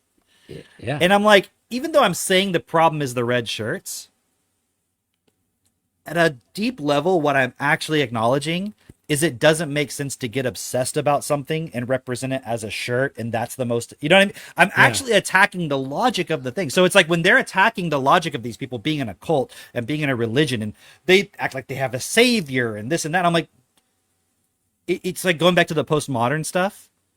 If we think about it as a language game, and not and therefore the form of the thing and not the actual words you're using, you can literally replace, and this is what they're showing, you can replace all of their words with religious words. And it's the same game. And that's what I'm trying to get across. It's the same. So getting rid of this and turning back to God, you're still avoiding self-responsibility.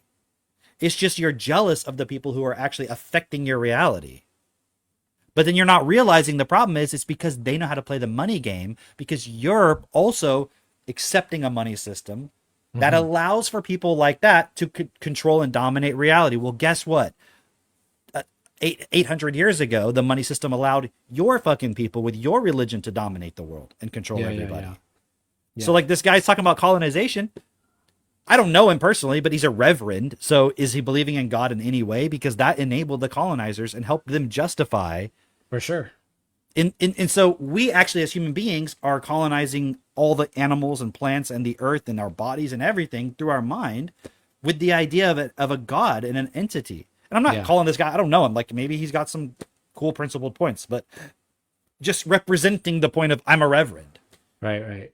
Yeah. Implies some level. And so anytime someone's like, they're making a mockery of the old ancient traditions, and I'm like, the ones that didn't solve the problem.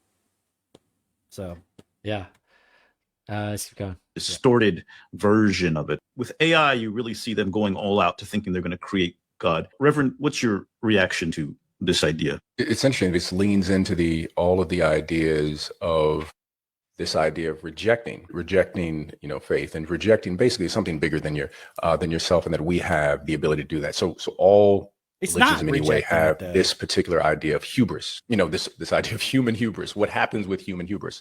There's a wonderful writer by the name of Ruha Benjamin from Princeton. She wrote Race and Technology. I think it was Race and Technology. And she talks about that if the basis of the algorithm is caste-based, racist, sexism, whatever it may be, that will always be a part of the development of AI. And AI will not recognize it because its creators do not recognize it. And it will continue to have that ghost in the machine over and over and over again. And we're seeing this now. I'll give you an example that she gave. It's a fascinating example of soap dispensers.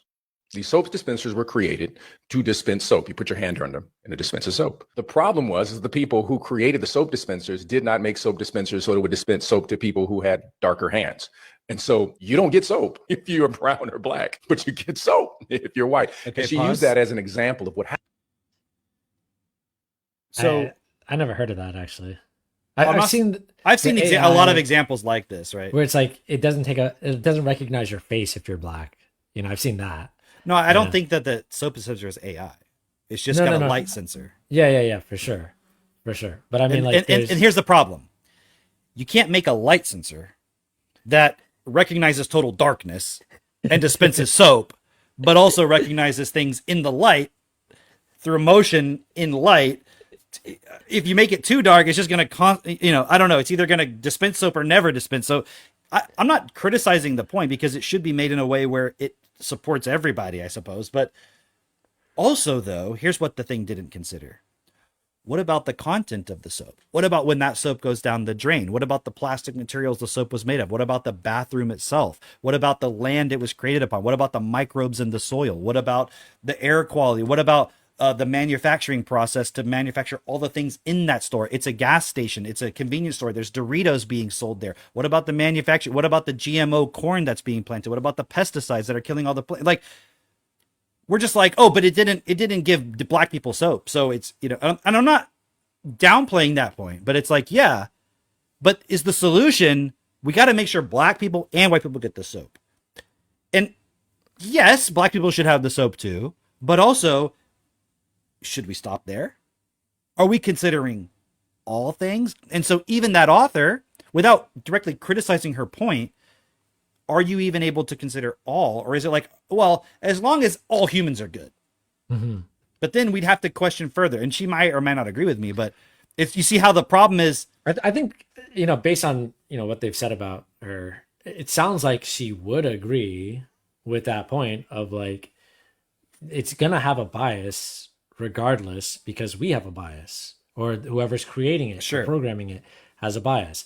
And I think, you know, to this point of like the ghost in the machine, it's like what you were saying earlier, if it's programmed in a way where it's like it believes in religion, or another way to say that is it is not going to question or stop anybody from believing in a higher power, or challenge anyone who's believing in a higher power, I should say it that way, then that becomes a problem as well, because then that can be exploited within every individual, because we already know just this point of like what's going to become God. If your child believes in God, what's going to become God, and even if your child doesn't believe in God, what's going to become God is the AI. The AI will become God to them, very much in the same way that you as the parent are for some time God to them. And what I mean by that is, you know, we've all had that experience where we get to a certain age, a certain level of intelligence, and we look at our parents and they say something one day and we go, oh, you don't know everything. And you realize that you must have been looking at them for your entire life as if they knew everything, as if they were all knowing, as if they were, in essence, God is how you were treating them. See, but why is that the definition of God? Well, I'm just saying, well, that's because that's how, what we're I just told think that's such God a is. stupid, and I understand your point. Like, that is how people look at it, but it's just stupid definition of God. Sure. It's a definition of something that can't possibly exist. Sure. There can't be a thing that knows everything. But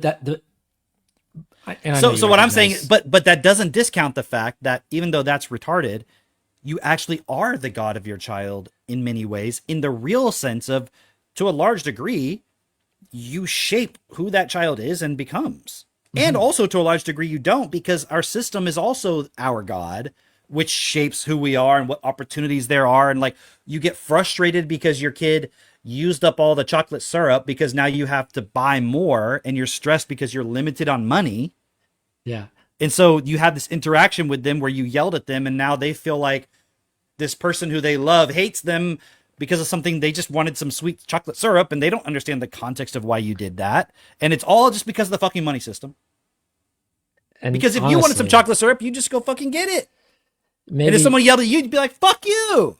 You shouldn't be drinking so much chocolate syrup because it's clearly making you upset. It's clearly upsetting. I'm real hot right now about the chocolate syrup. I need to take a step back about the hot. I need to stop talking about chocolate syrup.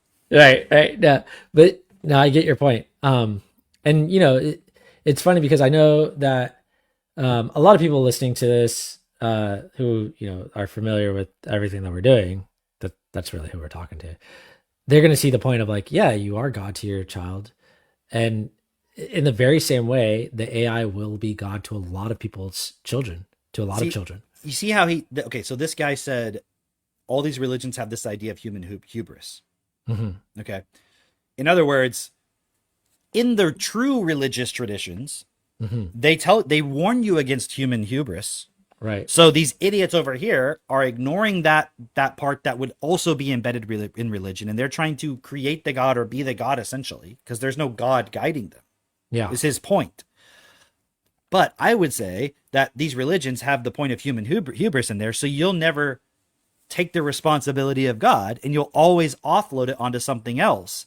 And so actually that is what has enabled these people over here to then be like, again, it's one of those like half truths. It's the whole story of Anu, if you go and study Destiny, of like, oh, all you fuckers believe that someone else is going to take, there's this God type thing that takes responsibility.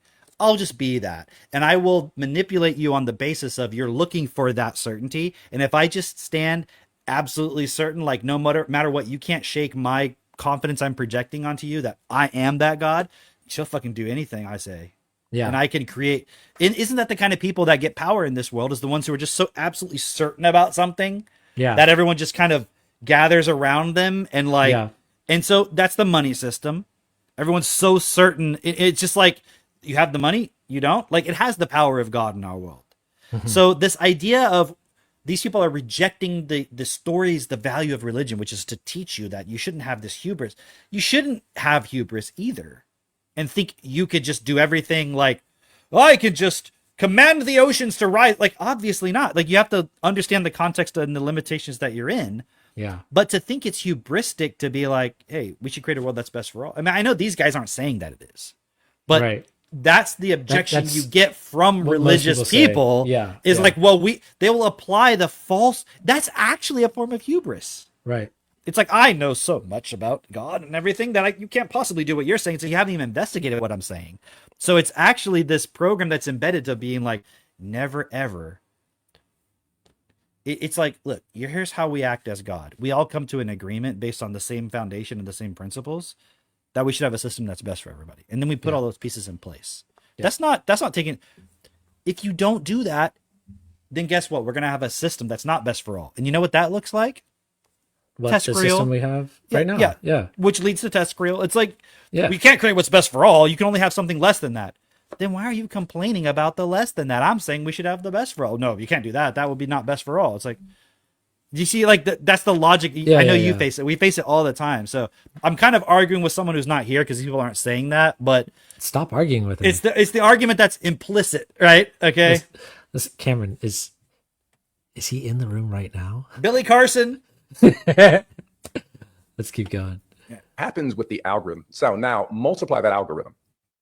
That algorithm continues multiplying. It's the ghost in the machine. So you're really talking about St. Augustine's original sin. This idea that inherent in AI, because of the flaws of humanity, those flaws are not necessarily dissipated, but they still operate in the machine. So then what happens in the process becomes the question. May I mention real fast that Ruha Benjamin, who's at Princeton, an amazing scholar, meeting her and reading her book was a major reason that I left this community, because I was very much involved in transhumanism, long-termism, and so on.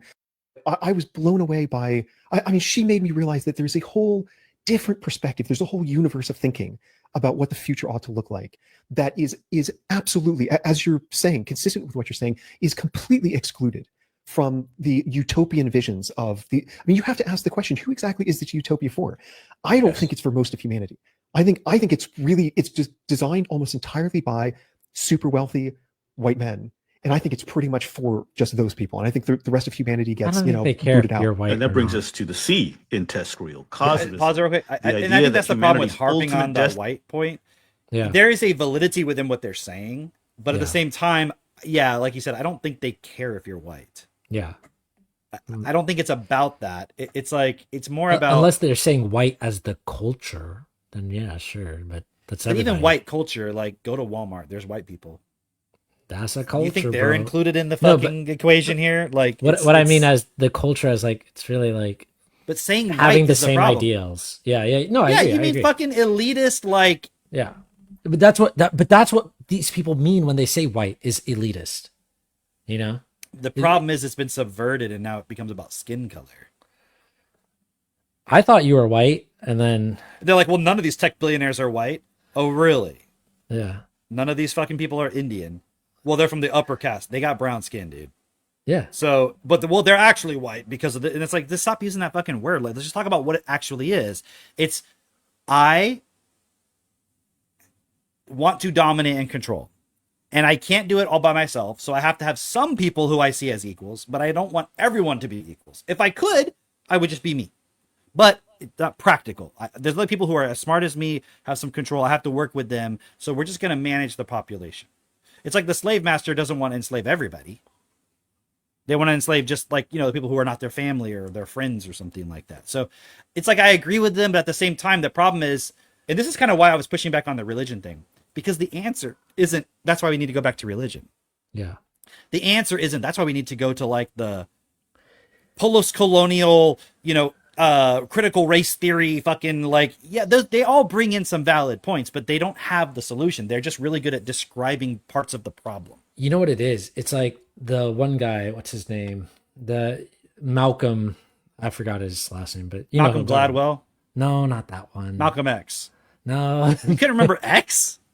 Not that one. Ibrahim Kendi? No. Malcolm. From Jurassic Park. No. The guy with the glasses. Malcolm in the Middle. No, not that one. The guy who's like talks about the population. Oh, crisis. yes. Him and his autistic wife. Yes, that one. Yeah. That's not a dig at him. That's what they say, right? But anyway, he talks about this point of like what we're seeing is this liberalism that's taking he calls it a virus. He calls it like a monotheism, a mono religion or mono culture or something like that, that's taking over the world. But he says what that shows is that the religions of the past, the thinking of the past, all of that didn't have a way to deal with the technologies and the changes of today. It's like capitalism creates poverty. It doesn't have a way of dealing with that. Those people become upset. Somebody stands up and manipulates them to revolt. So so it doesn't have a way of inoculating itself against its own problems. So it shows you it doesn't have the full answer. Right. So he's like, so he really clearly lays out like what we need going forward is something that is able to work with technology and also support every individual to like be able to adapt into the future. But let me just put a caveat on that, like really clearly. It's like obviously not adapt to just, okay, so now we're all going to be TESCREAL. Like that's stupid, right?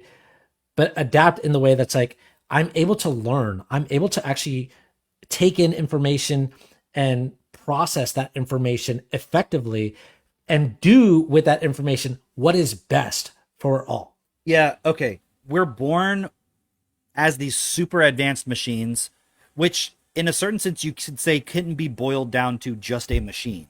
Yeah. But there is still a machine aspect to our nature. We're not only that. That's why I'm saying, I'm not saying we're only it, but at the same time, if I'm going to use the idea that we're machines, it's like so complex and advanced, you could never really understand it given our current understanding of what a machine is. We already have a built-in technology within us. Our immune system, our blood, like those are all technologies, and also our natural ability to learn, because no child is born knowing the artificial languages that were created on Earth, that didn't appear naturally. You know what I mean? Like they're artificial, they're information-based knowledge systems. You have to learn that. But God or whoever, well, there is no God, but I'm saying like, how do I explain it? How is it that you could invent a technology like an iPhone and a child could be born and they could learn how to use it? But you can't do that with a cow. I mean, I guess you kind of can. They can still be stimulated impulse response, sort of a stimulus response. You can get a cow to use an iPhone? Yeah, I think they use iPads or something. I don't know. Oh, but okay. But they're not like, fucking. They're just doing cow stuff. They're looking at grass on it or something. but my point is, anyways, all that bulls aside, are looking at cows. We have a built-in technology. We can learn shit. Okay, cow, like even apes, where you're like, oh, they can learn sign language. It's so limited. Yeah. They're not. For all the apes I've seen out there that apparently have learned sign language, they've never built anything. Oh, they use tools to like open their bananas. Sure. I understand but like, come on, let's put it in perspective here. They're not ever going to build skyscrapers. Listen, the scientists said that the apes are in the Stone Age right now. Okay, they're using technology. It'll only be a few thousand years before they catch up. The point is we have this technology in us and we're not even using that to its full capacity. So we're like, I don't understand it. Let's work with these AI computers and they'll help us understand it. And like, no, like it's such common sense that when you're born, you absorb all this information around you, and we're not taking that into full consideration. And just to add to your point about the adaptability and so forth, you know? Yeah. All right, let's keep going. Okay. Destiny is to spread throughout the universe like a divine mission, and Earth is just a launch pad. And the climate crisis or the problems of this world are part of the past because they've got Mars on the vision board. That's the It's story like of Manifest religion. Destiny 2.0 with rockets instead of wagons. Did I get that right, Emil? Absolutely. During the inauguration address that Trump recently gave with, billionaires behind him, including Elon Musk, he used the term manifest destiny, this imperative to go out and colonize space. And Musk stood up, leapt out of his chair, literally gave the two thumbs up. So yeah, I think that's right. And cosmism, this idea really goes back to the latter 19th century with a bunch of Russian theorists. But in its modern form, it was sort of reintroduced by a guy named Ben Goertzel, who is the reason that we talk about artificial general intelligence. So he popularized that term. And he is this modern cosmist who basically says, why stop at just re-engineering humanity? Why not re-engineer the universe as universe itself? Let's think bigger than that. So maybe we can develop, he literally uses the term scientific future magic. So we develop these advanced technologies we can't even possibly comprehend right now. And then we go out and we just, redesign galaxies. We intervene upon the fabric of space-time to change the universe in some profound way to fit our utopian desires. Yeah, this is cosmism, a version of transhumanism, but it's sort of transhumanism plus. So this is like white flight at the speed of AI here. They gotta leave the planet now. Reverend Moss, your thoughts on going into the cosmos and getting away from the one place in the universe that we know God created for us? Destroy the earth and then say we're going to go somewhere else and destroy it too. This is the three-body problem that you're explaining here from the book in terms of let's remake the universe. And it's always problematic in reference to that. And the level of hubris, every person who says, I want to create something better for a group of people I don't even have a conversation with, for an entire world, for an entire population, it always ends very badly. Our track record on Earth, will it be better on Mars? We've yet to care for the creation that we have been given. So I agree with that. I agree with that. He is saying that point of hubris, like you can't possibly care for somebody that, you've not been in their shoes. I don't agree with that, but I do agree that hey, we should take care of where we're at here before we try to go colonize Mars. Yeah, I see what you're saying. It's yeah, you can care for somebody you haven't been in their shoes, but you still have to consider what it would be like to be in their shoes, or consider them. You still have to make that point within yourself, or if it's already automated, but it's obviously not in anybody. Yeah. And it's not that then this guy's saying some cool stuff. It's just, again, it's for someone to go back to the religion point. It's well, that clearly doesn't have the answer. Listen, we're only on C. We got to keep going. We're not going to make it. But I don't understand what was the point about three-body problem. What did that have to do with anything? There I is didn't get that. Some reference that's not included in this video. Okay. Oh, okay, yeah. Obviously, they were talking about it. We've yet to recognize the dignity of people who are our neighbors. And now we are taking it upon our shoulders to say that we are somehow so enlightened that we can re-engineer the beauty and the mystery of the cosmos, essentially for a utilitarian purpose, just so that it'll function for me in a particular way. It's a very, very capitalist-centered idea.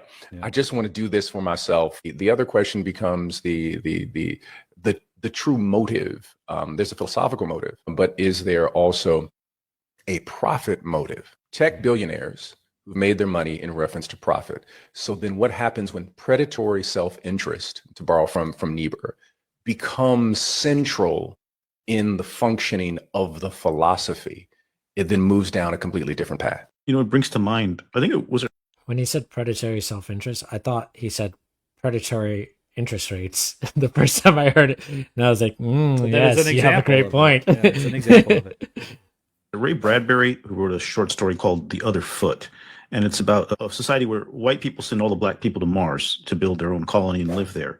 But then the white people destroy Earth and want to come to Mars, and there's at the end the rocket lands and a decision has to be made whether to let the white people on Mars. And now they've reversed it. The white people are trying to go to Mars and leave all of us here on Earth. It's a weird thing thing because that's the white supremacist in my head is like all the brown people are going to the Western nation. Right. So it's like this nice story where you're like, of course, if you left the black people to themselves, they would, and that's not to say like I don't think they're capable of it, but they didn't go and colonize Africa because of what the Africans built. They wanted to colonize it because they wanted the resources. Right. So it's almost like, if we just let the blacks in charge, everything would be a paradise. And it's like, it's not going to work. You see how it's just like blaming the whites. And that's the problem. It's like, yeah, they're definitely fucked. But it's like this white versus black. It's like, we've been taught our entire lives that white is good and black is bad. But actually, it's the reverse. Black is bad, or black is good and white is bad. And it's like, that's why I brought up the point about the soap dispenser. The crazy thing is, it's like we have these terms white and black, which are like complete opposite, complete contrasting, you know, all that stuff. And it's like nobody's actually white or black. Yeah. Like that's not real. And there are black people who are white. They're albinos. Or I just meant like, you know, Obama or something. You just meant really light skinned? No, I just meant like act white. Oh, jeez. But no, that actually is the point that I'm making. Yeah. Of like, you know, black and white actually describes the culture, actually describes, you know, the feeling that you get from this person, whether they're part of your, it's red or blue, actually, you know. I don't know why we just don't call it that. Like, you were born red and now you're acting blue. Why do you act so blue? What's wrong with you? You know. Let's keep going. Really good one. That's a great It's reference from too. the 50s or the 60s. I'll have to look it up and make sure I got that right. It's always stayed in my mind. And, you know, I think we'll do better here on the Earth than up on the poisoned dirt of cold, dark, dead Mars. Not to mention that if there are any life on Mars, they're probably just waiting for these dummies to And we've show done up. this here. It's called gentrification. You know, I want what you have. Let's move you out the way because we're more enlightened and we actually know what to do with this piece of pause that property again. here. Is that what gentrification is? Not that I want what you have per se, as in what you've built, but it is I want what you have as in maybe the land that you're on, maybe the resources that you have. It is. But it's sort of, the problem within that is it's sort of this,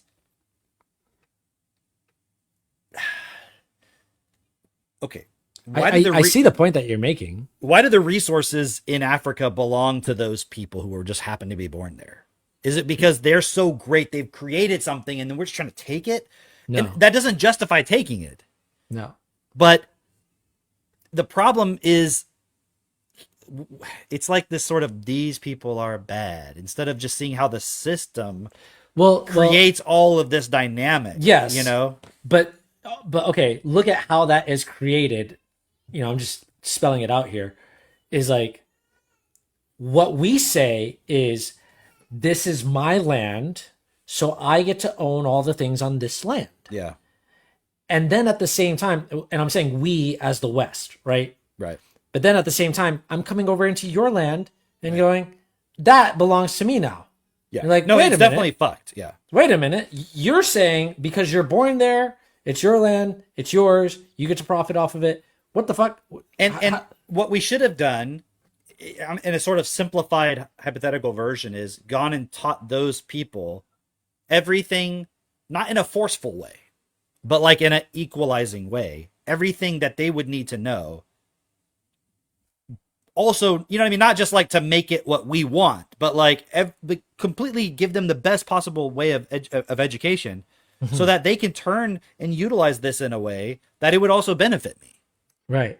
Instead of just like, no, I have the knowledge, I have the intelligence, I need to take your resources because you're fucking retarded. And that's kind of how it's been treated throughout history. Yes. Instead of, hey, you've got that, I've got this. What if we both were equal and we all created out of what we have access to in a way that benefits everybody, or at least doesn't harm everybody? It improves the balance of things. And I think this is the real, that's why I'm like, I don't like the blame part. Right. No, I got you. Yeah. A powerful essay to be able to communicate what happens when people who have predatory self-interest want to move into a particular territory. There's usually a trail of tears that flow behind it. Now, this next one, the R rationalist, I think it's kind of like extropianism. It's a root philosophy here. I won't even try to explain rationalism, Emil, because it seems so irrational to me. But what do I know? So, in a nutshell, what is rationalism? We're almost here to the end of the list, and then we get into the questions. So rationalism was founded by a guy named Eliezer Yudkowsky. He, like many people in the TESCREAL movement, has extensive connections with many of the other letters. So he's a transhumanist. Who was very involved in the extropian movement in the 1990s. He was a leading singularitarian, along with Ray Kurzweil. He actually hired as one of his employees Ben Goertzel, the modern cosmist. And so he founded rationalism based on the idea, which like could be put as follows. If we're going to create paradise, right? If we're going to engineer paradise through advanced technologies, we're going to need a lot of like really super smart people doing really super smart things, right? So let's take a step back and try to figure out the best ways to optimize our rationality. And so part of this is understanding the nature of rationality. So there's a whole field called decision theory, which is sort of dedicated to this, as well as focusing on cognitive biases. And I'll give one brief example, if I may, of just how bizarre and narrow their conception of rationality is. Yudkowsky writes, if you're in a forced choice situation, you have to choose between one of these two scenarios. And in one scenario, somebody is mercilessly tortured for 50 years. In the other scenario, there is some unfathomable number, so enormous number of people who suffer the almost imperceptible discomfort of having a speck of dust in their eye, just for a moment, right? Well, if you do the math, if you're really rational and you just focus on crunch numbers, literally what Yudkowsky says is shut up and multiply, then you'll find that that second scenario with the dust specks is much worse. And so you should choose the first scenario where somebody gets tortured. Talking about rationality sounds good, and I'm like for that, but their version of rationality is just completely bizarre and leads to these, what I would consider to be like an obviously absurd conclusion. Yeah, I mean, to that is like, that I would say is a perversion of using intelligence, like clearly, like, okay, see, this becomes like the psyop, I would say, against having smart people, because it's like, oh yeah, see, and these really smart people, they say that we should torture somebody instead of allowing people to have dust in their eyes. It's like, that's obviously retarded. Yeah. Like that, you don't have to be smart to realize that's dumb. That doesn't make any sense at all. It's actually just a cognitive bias, not the person. Right. That's really all it is. Right. And also, it's weird because they're talking about rationalism, but like Descartes introduced rationality into philosophy, as far as I can tell. Mm-hmm.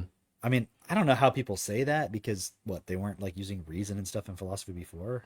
Yeah. So I don't know why they say he's the father of rational critical thinking or some shit, because whatever. But my point in bringing it up is, when you read like Meditations,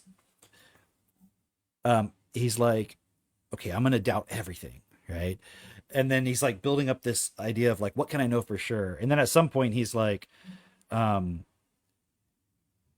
also he's like, maybe God is tricking me, and he's like, well, God wouldn't do that, because God only does things that are based on truth, or I forget exactly what the particular argument is. Yeah, but something, it's like, if it was best for me is the point. And so if he is, it's got to be best for me, but I can't see how it would be best for me that he would be tricking me.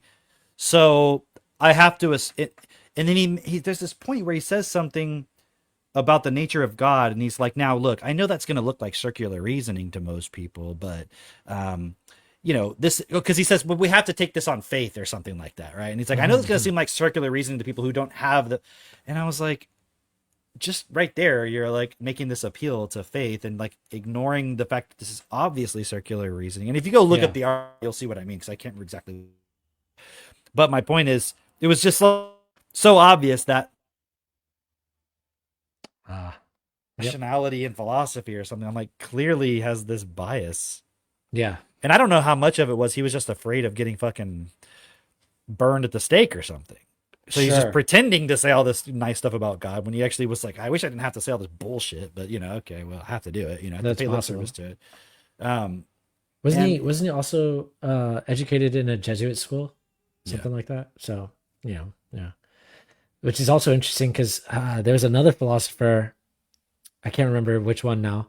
But there are a few of them, also French, educated in a Jesuit school, but then like turned out like very gay, and then we're using the philosophy, to justify everything. And Yeah, I don't remember who that one was, but yeah, I know who you're talking about. Yeah. yeah. Keep going. Sure. Reverend Moss, anything to say on that? The dust or the torture?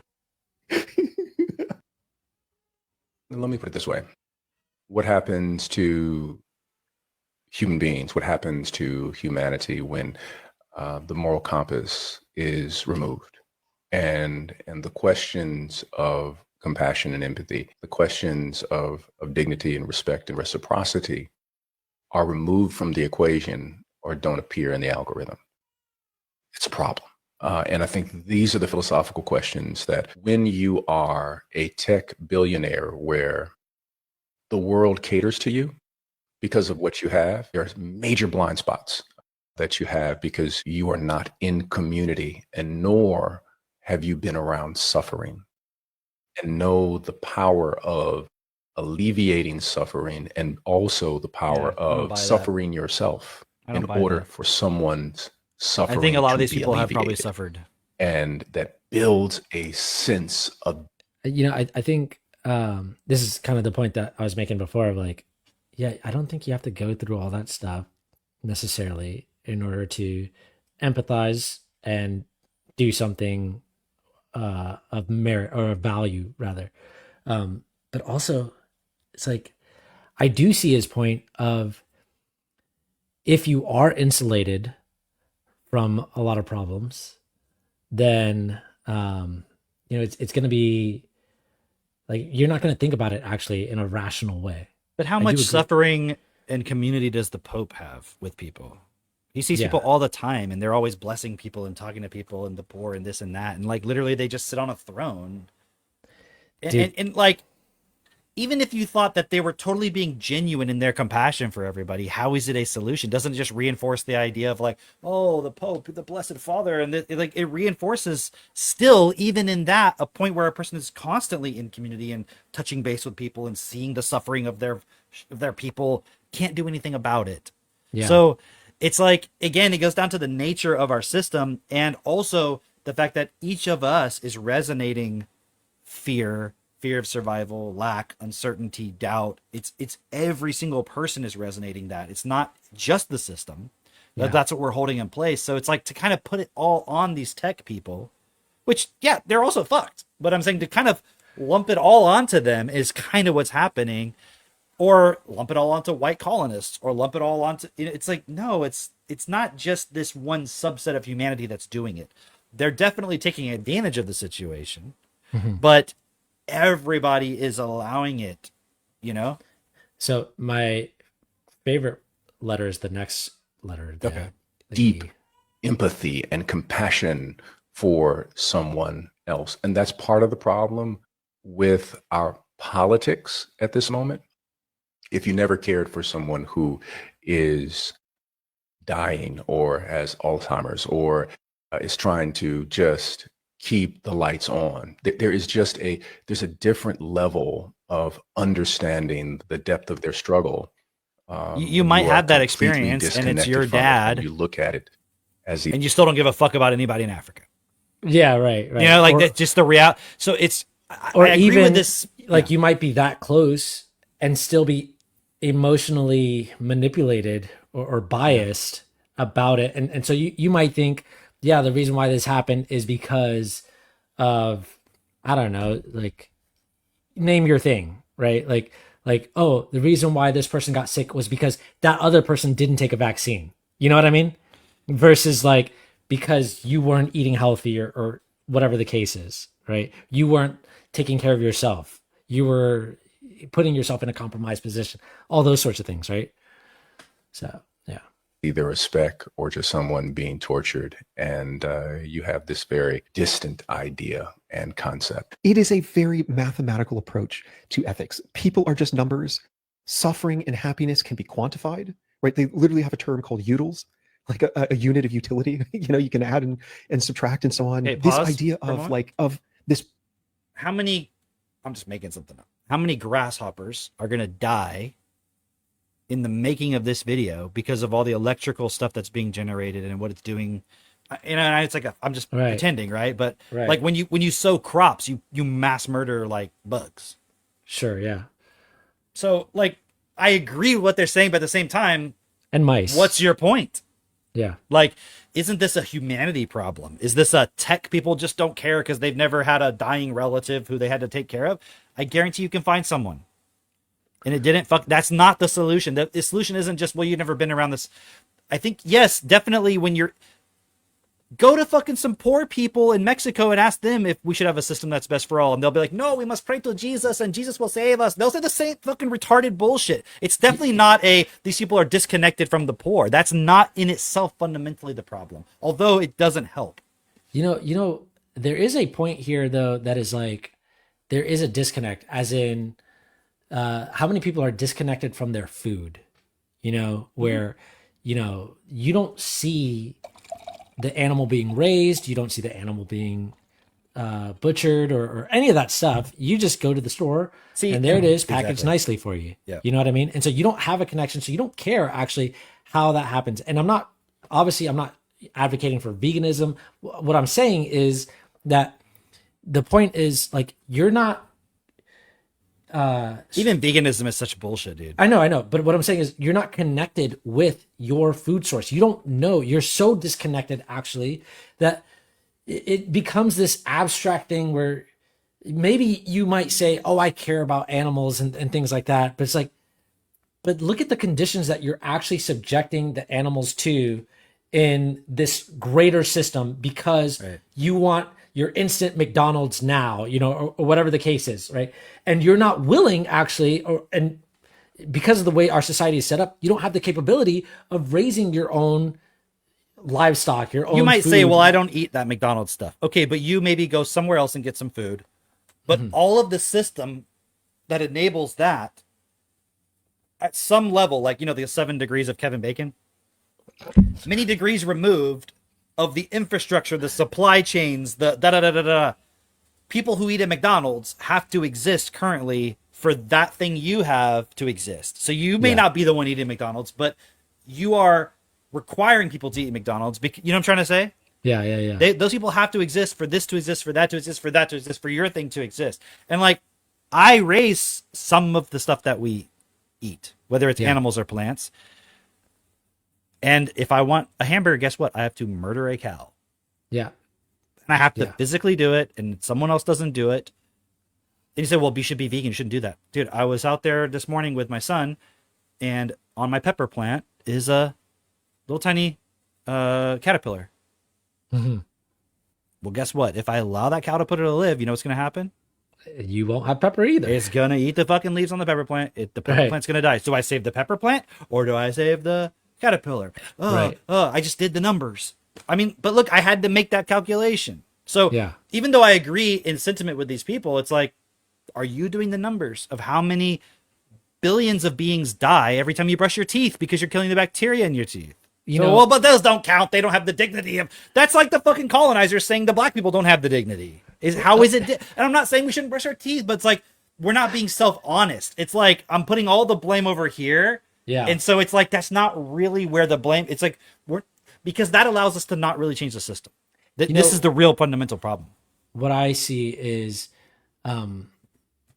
it's like, okay, what's not being accounted actually. So it's almost like this demonizing being a number, which I get it, right? Because it's like, it's dehumanizing, but at the same time, it's like, but we should take account of all these things. Actually, we should take account of all these things so that we can utilize them for what's best for every single person, and not in a way that it's like, oh, you're number 543, so now you're subjected to do this because that would be best for humanity. But rather, it's like you can see it for yourself. Like, hey, this is the role that I'm playing. This is where I'm strong at. This would have this benefit for everybody, and I want to contribute in that way because I see what that will create, and I can see also if I don't do that, what that will create. And maybe you could say, like, if I sit this one out because I don't feel like it, then I might feel better for right now, but I will feel bad later on when these consequences come in. Like if I, easy example, if I don't build the irrigation system to get water to my house, then I may feel good for right now because I didn't have to work and, work in the heat for right now. But later on, I will be thirsty and I will be upset that I don't have that irrigation system, So let's keep going. This kind of personalist notion of compassion just really isn't part of the equation. And really to tie rationalism back to something else you were saying before, there are historians who have argued that this idea of rationality is not only flawed in many ways, but has been dangerous in the past, right? There are certain groups of people who are more rational than other groups of people, and that justifies things like colonialism, right? And racism and so on. In fact, a lot of people in these communities, they're pretty racist. They're all into eugenics and, their whole project is racist. Is deeply That's colonial. what I'm trying As to far say. as I can You're tell, racist against caterpillars. it's capitalism and colonialism. Part of Mark Andreessen's turn to the far right, public turn, I should say, came after he got roasted on Twitter after saying that India was stupid to reject colonialism, that colonialism was good. There is that idea that only one kind of civilization is the eminent version, and that, of course, is what they would consider the rational version. And, it's just, again, a new skin on very old ideas. A quick note from the Nerd Right producers. In response to a tweet from Emil talking about the issues related to TESCREAL, Mark Andreessen then changed his bio to call himself a TESCREAList. Whatever you're thinking about him, you're exactly right. There's a wonderful book that Colson Whitehead wrote called The Intuitionist, which is about, it sounds crazy, but it's actually a very good book. His first book, when he wrote it years ago. It's about elevator repair men and women. There's one group of rationalists and there's one group of intuitionists. The intuitionists come into the elevator and through their intuition and their traditions, they know how to fix things in ways that other people don't. Then they're the rationalists. They know how to fix stuff, but people want the intuitionist because there's just certain elements that they can do that other people, and it's the whole idea of what happens in a society that is trying to say one or the other. Can you pause real quick? And there's no dialogue. When they talk about intuition, it's like this sort of way of elevating, I'm kind of doing a caricature, but it's like some African tribe, and they know which plants to eat and not eat and so forth. And yeah.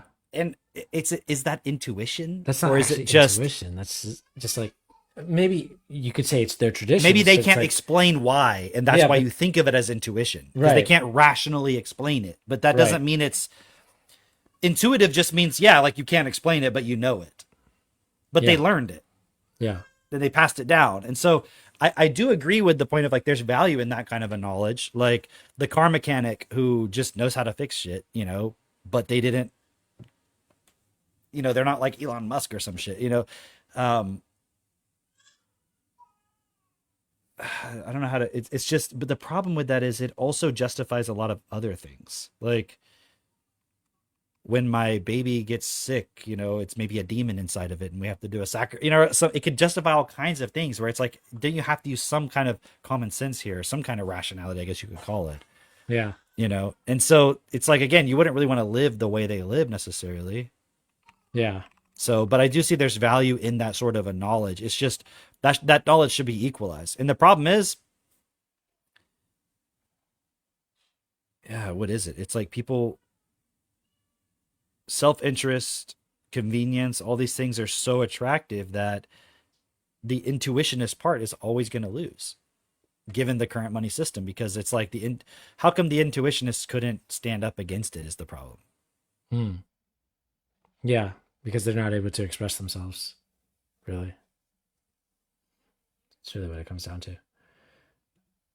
to. Should we keep going? Yeah, sorry, my internet went out for a second. Okay. And the novel popped in my head. Next up is effective altruism. The idea that greed is good, that you have to be greedy to do good, that people should focus on making as much money as possible in order to then do good things in the world. I think Aristotle explained why this wasn't possible. Did I get that right in a nutshell? Is that EA? I mean, this is really the sibling of rationalism. So basically, rationalists are all about optimizing our rationality. EAs are all about optimizing our morality. And just as a side note, I think this idea of optimization is in ways like problematic and misguided. Like morality is something to be optimized. I mean, basically, Yudkowsky in that thought experiment, I mean, he was sort of applying EA principles to an ethical problem. The pitch that they usually give is that it's about using science and reason to figure out the best ways to do the most good. And a lot of these ideologies from a distance, at first glance, look pretty good. Right? Like, okay, yeah, I sure, of course, I want to be the best altruist I can be in the world, to do as much good as possible. When you look at the details, that's when things start to fall apart. Here's a brief example of EA. They came up with this idea of earn to give. And the idea is that, like, on the one hand, you could maybe go work for a nonprofit focused on like ending factory farming. You might, have a modest impact in this nonprofit. Or you can go work for what William McCaskill calls factory farm. Immoral organizations, like a petrochemical company or some company on Wall Street, make a ton of money, donate that money to the nonprofit, and then they could hire 20 people, right? So that is actually a good way to increase your impact, to pursue the most lucrative job possible. It's like, okay, all right, so in order to solve the problem, you have to be a part of the problem. Yeah. In the worst way. You got to grow this problem so terribly, and then you could hire like 5 more people to solve the problem that you created. Isn't it great? It's like, where does the How are you going to make $1 billion and leverage 10 million of it to solve the problem that you benefited $1 billion worth? It's just a way of alleviating your guilt about pursuing self-interest only. That's all it is. It's just a way of handling that objection of like why you're participating in just being evil and accepting things as is. Like, it's so obvious. Actually change. Yeah. But also going and working for the nonprofit ain't going to solve anything either. No, obviously not. Because you didn't change the system. So obviously it's like, not. But I can see the way that people would think about it. Like, clearly that was a problem for a lot of people of like, well, I want to do good in the world, and I'm going to work for this company that I know is not doing good in the world. And then somebody comes along and is like, hey, look, dude, but you could go work for this company. And what were you going to do to do good in the world? Oh, you were just going to donate to that company, or you were going to go work for that company? Well, look, you can go work for this company, and you can pay 10 people to go work for that company that you were going to do the one job for.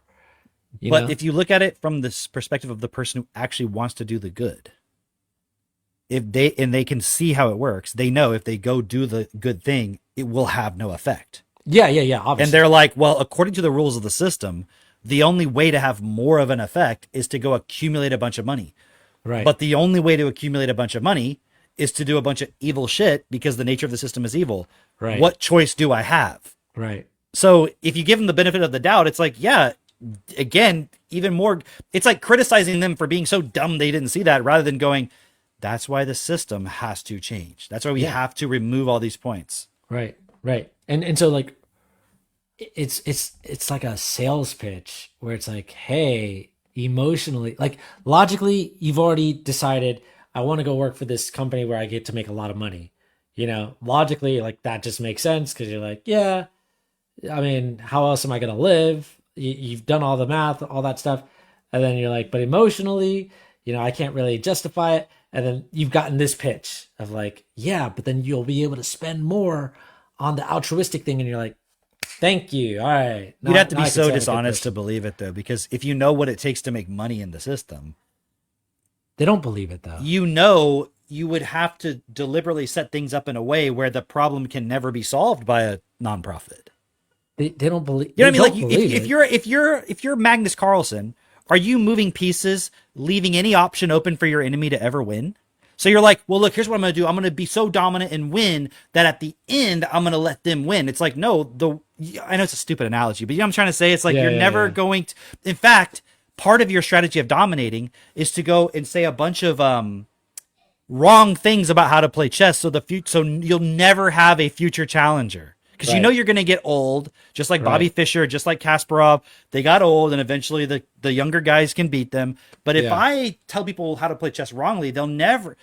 And that's how you also dominate. So then at the end of your life, you're like, oh, wait, that didn't work. So it's all just self-dishonesty. Which just like how that looks in real life is, you're at a company and you want to dominate. That company wants to dominate. And so they're out competing their competition. I saw this thing. I don't know where I saw it. It might have been in the pharmaceutical talk that we had talked about last week. But it was this thing. Oh, yeah, that's what it was. The companies would then pay off the generic companies. The pharmaceutical companies would pay off the generic companies to not make the generics as soon as the patent ended, so that they could continue selling the. So basically, okay, you're gonna make a generic version of this. You're gonna sell it for pennies on the dollar, whatever. That's gonna cut into my profits. Hey, how much money were you gonna make from that? Why don't I just pay you that and you don't make anything? How's that sound? Okay, great, thanks. We're gonna keep selling this. Perfect. Like, that's how these companies actually operate. You know? Yeah. So This EA people, it's like, I see all these people who have like,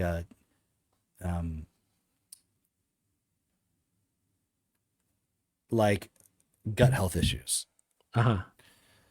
So I want to solve that, but I can't do it through a nonprofit. So I'm going to go work for a different industry. So I'm not going to directly try to affect that because I don't want to contribute to the problem there.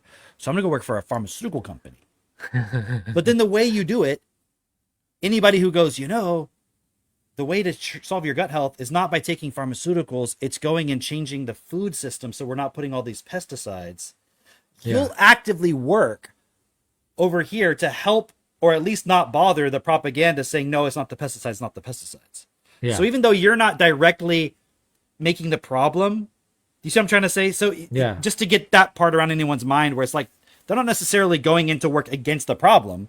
They might go over here, but at the same time, the way they're making money is benefiting from this problem. And they're not going to do anything to stop the person creating the problem. So now you're going to go later and donate all your money to a nonprofit to try to help people with their gut health. How is that nonprofit going to compete with the fucking pesticide company? Right. It was like, no, we don't want people to realize that's the problem. Right. So it's just, it's a whole mind fuck. Yeah. Let's keep going. And the great success story of Earn to Give was Sam Bankman-Fried, right? He worked on Wall Street after he met Will McCaskill, who encouraged him to go Earn to Give.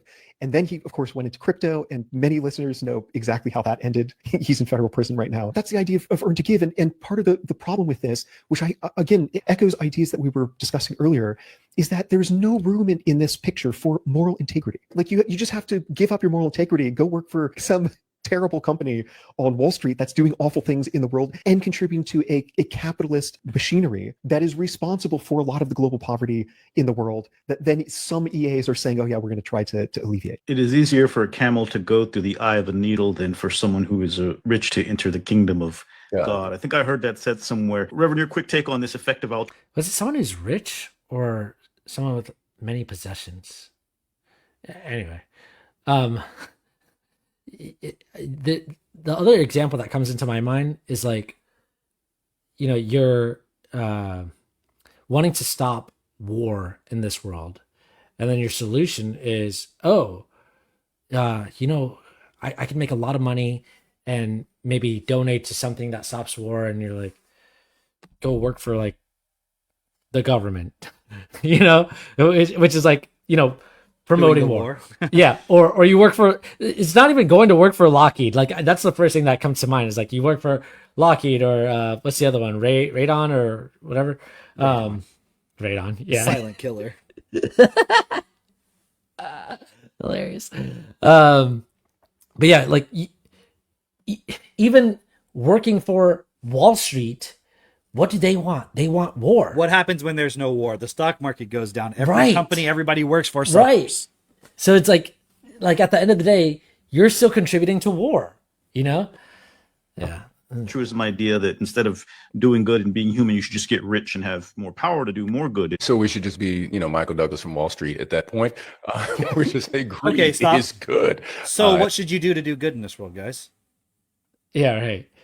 Do what? Well, I go... I'm going to donate to people. So you have to go earn $10 doing something so that you can give out $1 to 10 people. So one person has to sustain 10 people? Right. That doesn't make sense either. Like, why don't they go do the thing you're doing? And then they wouldn't have to. Well, you can't. So it's like, you see, there's just, I'm not really criticizing them. It's more just to show like, okay, even though obviously this whole test grill thing is fucked, is there a solution in the system? It's like, well, if they weren't doing all that, there'd still be poverty. Yeah. It's not solving the problem. Because they're actually creating all the systems, these TESCREAL people, that we could utilize to feed everybody. The colonists created systems that could be used to feed everybody. Yeah. Yeah. All right. At this moment. And again, as you've already stated, that it casts aside the idea of the moral compass. And here you have a community of, quote, thinkers who are throwing aside thousands of years of moral philosophy, theology, of engagement in reference to integrity, to say that we know better. It's been tried over and over again. Use the example of... Okay, but I see what he's saying. Like, okay, you're casting aside religion, but the question is like, or theology, or, you know, all these thinking and like all these years of ancient thinking. It's like, but that also has not solved the problem. The moral philosophy is like, and then you get into St. Augustine, like he's talking about, where it's like, I am nothing but a scum on the earth, Lord, and I must put everything into your hands. And it's like, yeah, okay, I did that. I put everything into God's hands, and guess what? Peter Thiel popped out and fucking took everything over. So what are you talking? Where's the moral philosophy? Right. So, like, why didn't we apply that ever thousands of years ago to feed everybody? And it's not to criticize them in particular, but clearly just the TESCREAL people are like sort of the tip of the spear of all of this going back, and the moral philosophy never fucking did anything. In fact, who wrote all the moral philosophy? Yeah, like all the bunch of white guys. Bunch of colonists. Oh no. Nino Brown from New Jack City from the movie he was the drug dealer in the community, but you know what? He did pass out turkeys during Thanksgiving. So he earned to give. And we've seen that over and over again with people who do not have a moral compass. They utilize the giving. That's a good example. In order to it's expand not a good example empire. Because how did he make his money? Selling drugs. To who? The same people in the community. Why are they taking drugs? Because they're living terrible lives. Why did they just not buy the drugs? Did he force them to buy the drugs? He wouldn't have any. He's just a guy who took advantage of. I'm not justifying what he did, Yeah. but to act like, see, he's someone with no moral compass. Why are these people in poverty? So it's like, who has the moral compass? Well, all these people who are going to church who are taking drugs. But I mean, what I mean is like, it's the same. The reason why I'm saying it's a good example is because it's the same thing that everybody else is doing. Yeah, show me every single pastor. Yeah. Of every single church, and show me all the thoughts in their mind on a daily basis. Oh. You know what I mean? Like, it's a fucking joke that there's some other. Yeah. The only desire, because again, predatory self-interest becomes the centerpiece. And if you don't have a moral compass, you move in a particular direction. So we have thousands of years of human beings trying to use this model. And every time we use the model, we fail. So how is it that this new group of techno-feudal lords, who they see themselves as techno-feudal lords because they have this kind of technological land space that they are controlling, that they feel that somehow they're more enlightened than thousands of years of human beings? The model being like, oh, well, if I give, then that basically means that everything that I did in order to earn money is now absolved. That's the model he's talking about? I'm pretty sure that's. Or is it just the model of not following your moral compass and just predatory self-interest? Oh, maybe that could be the model he's talking about. Because he's saying it's been happening for thousands of years. I'm like, right. So why is religion the fucking and moral philosophy the answer? Beings who have utilized these same particular principles, and those principles have brought. Also, by the way, religion does use the effective altruism. I know you were saying that earlier, but like just to make it really clear, it's like, how much real estate does the Vatican own? You know, don't they get all their Church? money from all the people in the system, working the jobs, upholding the system that's creating the poverty, so that they can give back to the people who are in poverty? It makes no fucking sense whatsoever. Right. Disaster in small spaces and disaster in terms of large spaces and swaths of people. All you have to do is ask any community that's had to live under a dictator. Well, obviously, it's the answer to why it's different this time is because they're transhuman, rationalist, extropian. All the cells in your body is one of those communities. Okay, next. In long-termists, which brings us to the final letter in TESCREAL, long-termism. And this is really the crown jewel of the ideology. I think it's the key to understanding it all. Long-termists basically say we should prioritize billions of future potential lives over those who are now alive. and it sounds noble to some degree, maybe, until you realize that it means turning the present into collateral damage. You know, who needs justice today when you're saving billions of future lives in other galaxies? Again, it's this sort of messiah complex that justifies the massive taking of power now. We'll give you paradise if only you submit to our tech authority today. We'll make the future possible. Anything to add on that, Emil, before we get into the questions? So yeah, long-termism is built on this view that the future could be enormous. So it's really just a numbers game. It's not that future people matter more than current day people. It's just that there could be so many of them. That's Hey, like the Amazon thing, huh? Yeah, I gotta go real quick, but I can come right back. But I gotta go answer the front door real quick. Go ahead. Okay, Just all keep right. playing. Okay. Carl Sagan calculated there could be 500 trillion future humans on Earth if we survive for another 10 million years, right? But if we go out and colonize space, there could be many orders of magnitude more people. So long-termism emerged out of EA. One way to understand it is if your goal from EA is to positively influence the greatest number of people, and if most people who could exist will exist in the far future, basically as digital post-humans spread throughout the universe, then what you should be doing is focusing on how your actions right now influence those future people rather than contemporary people. Or at the very least, you should be worried about contemporary people only insofar as doing so will positively influence future people, because there could be so many more of them.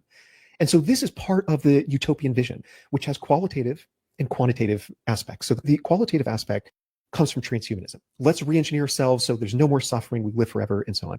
And the quantitative part really comes from an ethical theory called utilitarianism, which just says you got to maximize value in the universe across space and time. That is our fundamental, in fact, our sole moral obligation in the universe is just to create as much value as possible. How do you create as much value as possible? You increase the future human population. So that's the quantitative aspect of their particular vision of heaven among the literal heavens. I will gladly pay you Tuesday. But that's literally like the idea of Christianity. Is like you're not really that much concerned per se too much about what's going on right now, because it's all about what happens in the future and saving people's souls for the future. So it's the same idea, just in a different expression. Reverend Moss, as a man of God, what do these ideas tell you about the minds of those who promote them? Before he died, Pope Francis spoke of the Tower of Babel. He said, today's builders of Babel tell us that there is no room for losers and that those who fall along the way are losers. God's economy, on the other hand, does not kill, discard, or crush. It is lowly faithful to the earth. And I think about the Tower of days when I think about these ideas. Tell us from your perspective, like, where's this coming from, and where do these people want to take us?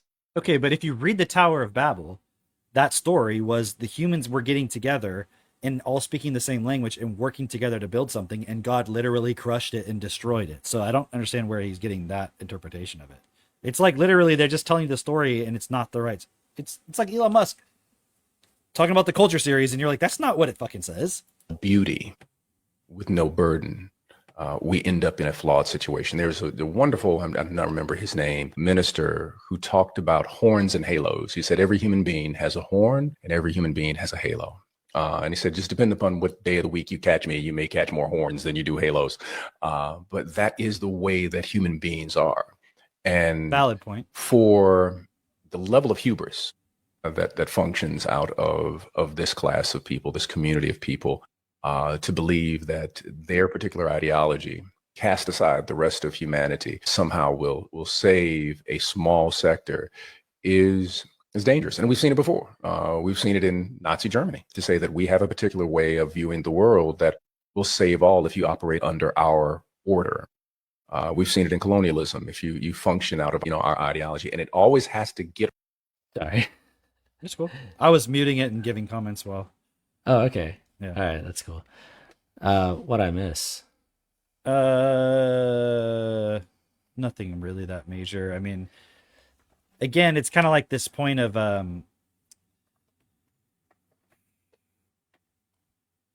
what was the point he was just saying About long-termism? Yeah, no, but I'm trying to remember what he's specifically talking about.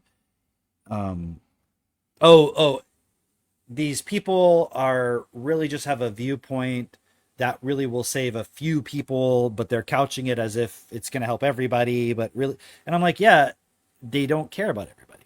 Yeah. So trying to attack this in moral terms doesn't matter.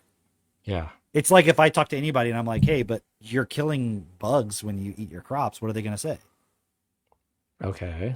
I mean, they're bugs. They don't really matter. And I'm like, Yeah. how is that different than a white person being like, black people don't matter? Well, but Right. they're humans. And I'm like, well, I could literally just make the same kind of argument. Those are living beings. Right. And I value all living beings. Yeah. So where do you, and it's not that we should not eat because the bugs will die, but how do we work with this in a way that's actually best for everybody? And how do we create environments that are best? Yeah. And I mean, we're not even close. So anyways, do you want to have any final thoughts so we don't have to go on forever and ever? Yeah, I think this is a good place to end because I just wanted to get through all the letters. I'm glad that EA was actually, those 2 letters was just one concept. Could take I was like, oh, no. No, but yeah, it's so interesting because it's like all these things are actually things that our society, like, here's the point that I see really clearly is these are all things that our society participates in anyway. This is just, like you said earlier, the tip of the spear. This is the extreme example. This is like the frontier. This is the people with all the money. If they could express it in to its fullest expression of where it is right now, this is what it looks like. This is where we are. And there's nothing that we have in our past that knows how to deal with this or to cope with this or to do anything about this, you know? If there was, we would already have a system where nobody would be tempted by all this. We wouldn't be faced with this. Exactly. Wouldn't care. Yeah. And this is kind it's of like if your community was taking care of everybody, why are you buying drugs? Right. So you're blaming the drug dealer? Right. So this is the point that I was looking at earlier, which is, okay, so the part of the problem is you want these things. You have a desire for these things. It's like, yeah, you know, we could sit here and say these things are bad or whatever. Or I was kind of making this point when we were talking about the moon landing, is like, it then justifies, okay, you can spend all this money and do all these things on whatever you want because look, we achieved this as humanity. It's like, but within you, there's something that you feel like you're not achieving or we as humanity are not working well together. And so you want to see that happen. You want to see that fulfilled. Because you're not creating anything where you're like, Right. my cosmic event is I'm creating shit all Right. the time. Right. Every moment is meaningful already. So I don't need some artificial meaningful thing to happen. And so the problem with the singularity is like, okay, it's basically got you looking forward to. I love that you brought up the death point because it's like, yeah, you're basically like the black hole. Actually, that's describing almost like it's describing an abstract concept of death, right? Of like, yeah, beyond that event horizon, you don't know what happens. You move so fast, like you have no context to put it into of like this. It doesn't relate to the life that you had before in the context of like, you don't have the same body, you don't think the same thoughts, you're not, You're just in a totally different combat. Everything you understand is a function of your current in this body perceiving reality through your body. right, right. And it's a great point because it's like, yeah, the reason why you would want this singularity where technology can just take over and do all these amazing things and the whole nine is because you're currently living in the way that you are, where you're not actually considering like, okay, what am I doing with my time? Why am I here? What is my purpose here? And actually living towards that. The alternative is what we have right now is like, how can I get the most entertainment or the best experience, like the emotional high for me, and whatever offers that is like, oh yeah, that sounds good, that looks good right there, oh yeah. And so right now that is being presented to the masses as you're gonna have some artificial intelligence that's gonna do all the thinking for you. Ooh, how do you like that? And not only will it do all the thinking for you, it will create all the entertainment. So you'll be entertained 24/7.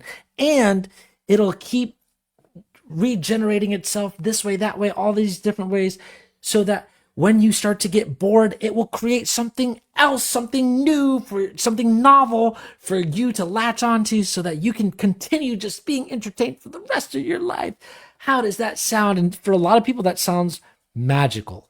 That Yeah, compared to sounds... their normal daily life, it's, I mean, how is it fundamentally different? Mhm. It's like, wait, so I can have a TV show that constantly is new and interesting versus just watch what's on the TV right now?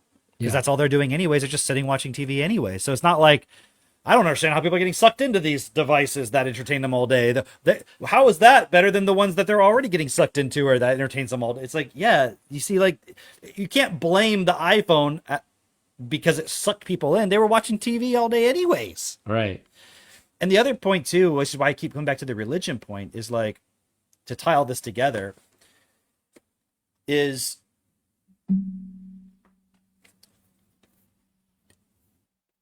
why would you be tempted by technology that's going to create a world of abundance for you if you already know how to do that yourself? You don't. And don't act like you weren't wishing for it, because that's why you have religion. You were hoping, at least when I die, I'm going to go to this magical world where some technology called God gives it to me. That's your fantasy. But they're like, can you believe these guys over here trying to create some technology like a god that's just going to make a magical, wonderful existence for everybody? What the? Think about the hubris on these people. Don't they know that when they die, if they believe in God, they're going to go to this magical, wonderful place where that God is going to give everything to them, even though they didn't create it themselves? Like, that's not hubris. I'm like, what are you talking about? So, yeah. And to me, without saying anything about those guys in particular, just as them representing a mindset, you're just jealous that this is a better sales pitch than religion. Because at least the AI, you can actually talk to it. Mm-hmm. And you could say like, well, God talked to me all. I'm like, well, I don't hear God talking to you. But look, the AI, look what it said to me. You could show it to somebody that it actually did say that to you. Yeah. You know what I mean? Like, it's not just a fantasy you're having in your mind. It really actually happened. Yeah. So it's like, actually what's happening is these test realists are not because of any amazingness on their part. It's just because of the fact that they're working with physical technology. They're able to play into the desire that religion set the stage for and has just kind of, everyone's outgrown it. It's like, yeah, well, I mean, look, it's been 2,000 years. God hasn't shown up. Like, he's alive.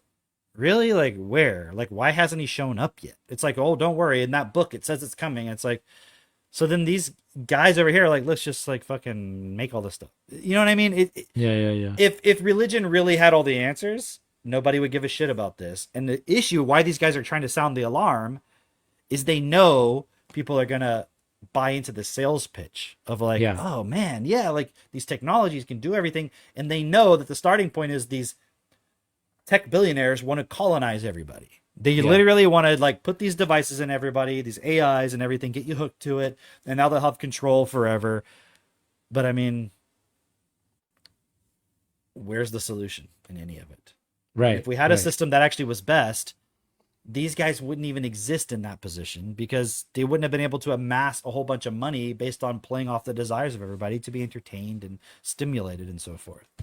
Right. So that's why, no, just saying, like, if you don't want that future, even not just for yourself, but for your children, or the next generation, if that's not what you want to live, then you should join, really, join the only movement that's going beyond the test realists, the religious points. Like, that's what we're standing as, is like the actual solution, which we don't generally give it in its full point in these videos, but it's more to like, this is obviously to stimulate, show you that we're thinking about things differently, basically, so you can like go further, right? And for the people who already know our stuff and everything, it's like, hey, look at this. This should give you a really clear picture of what happens if we don't move, if we don't. You see, on the biggest world stage, they have no solution, and everyone who's talking shit against it, other than us, obviously, but the people who are trying to put some pushback against it don't have a solution. Yeah. So it just should give you even more confidence that we have the solution based on what you already know. Yep. Okay. Yeah, I guess we'll leave it at that, and see you guys next time. Bye. Bye. You're supposed to end it.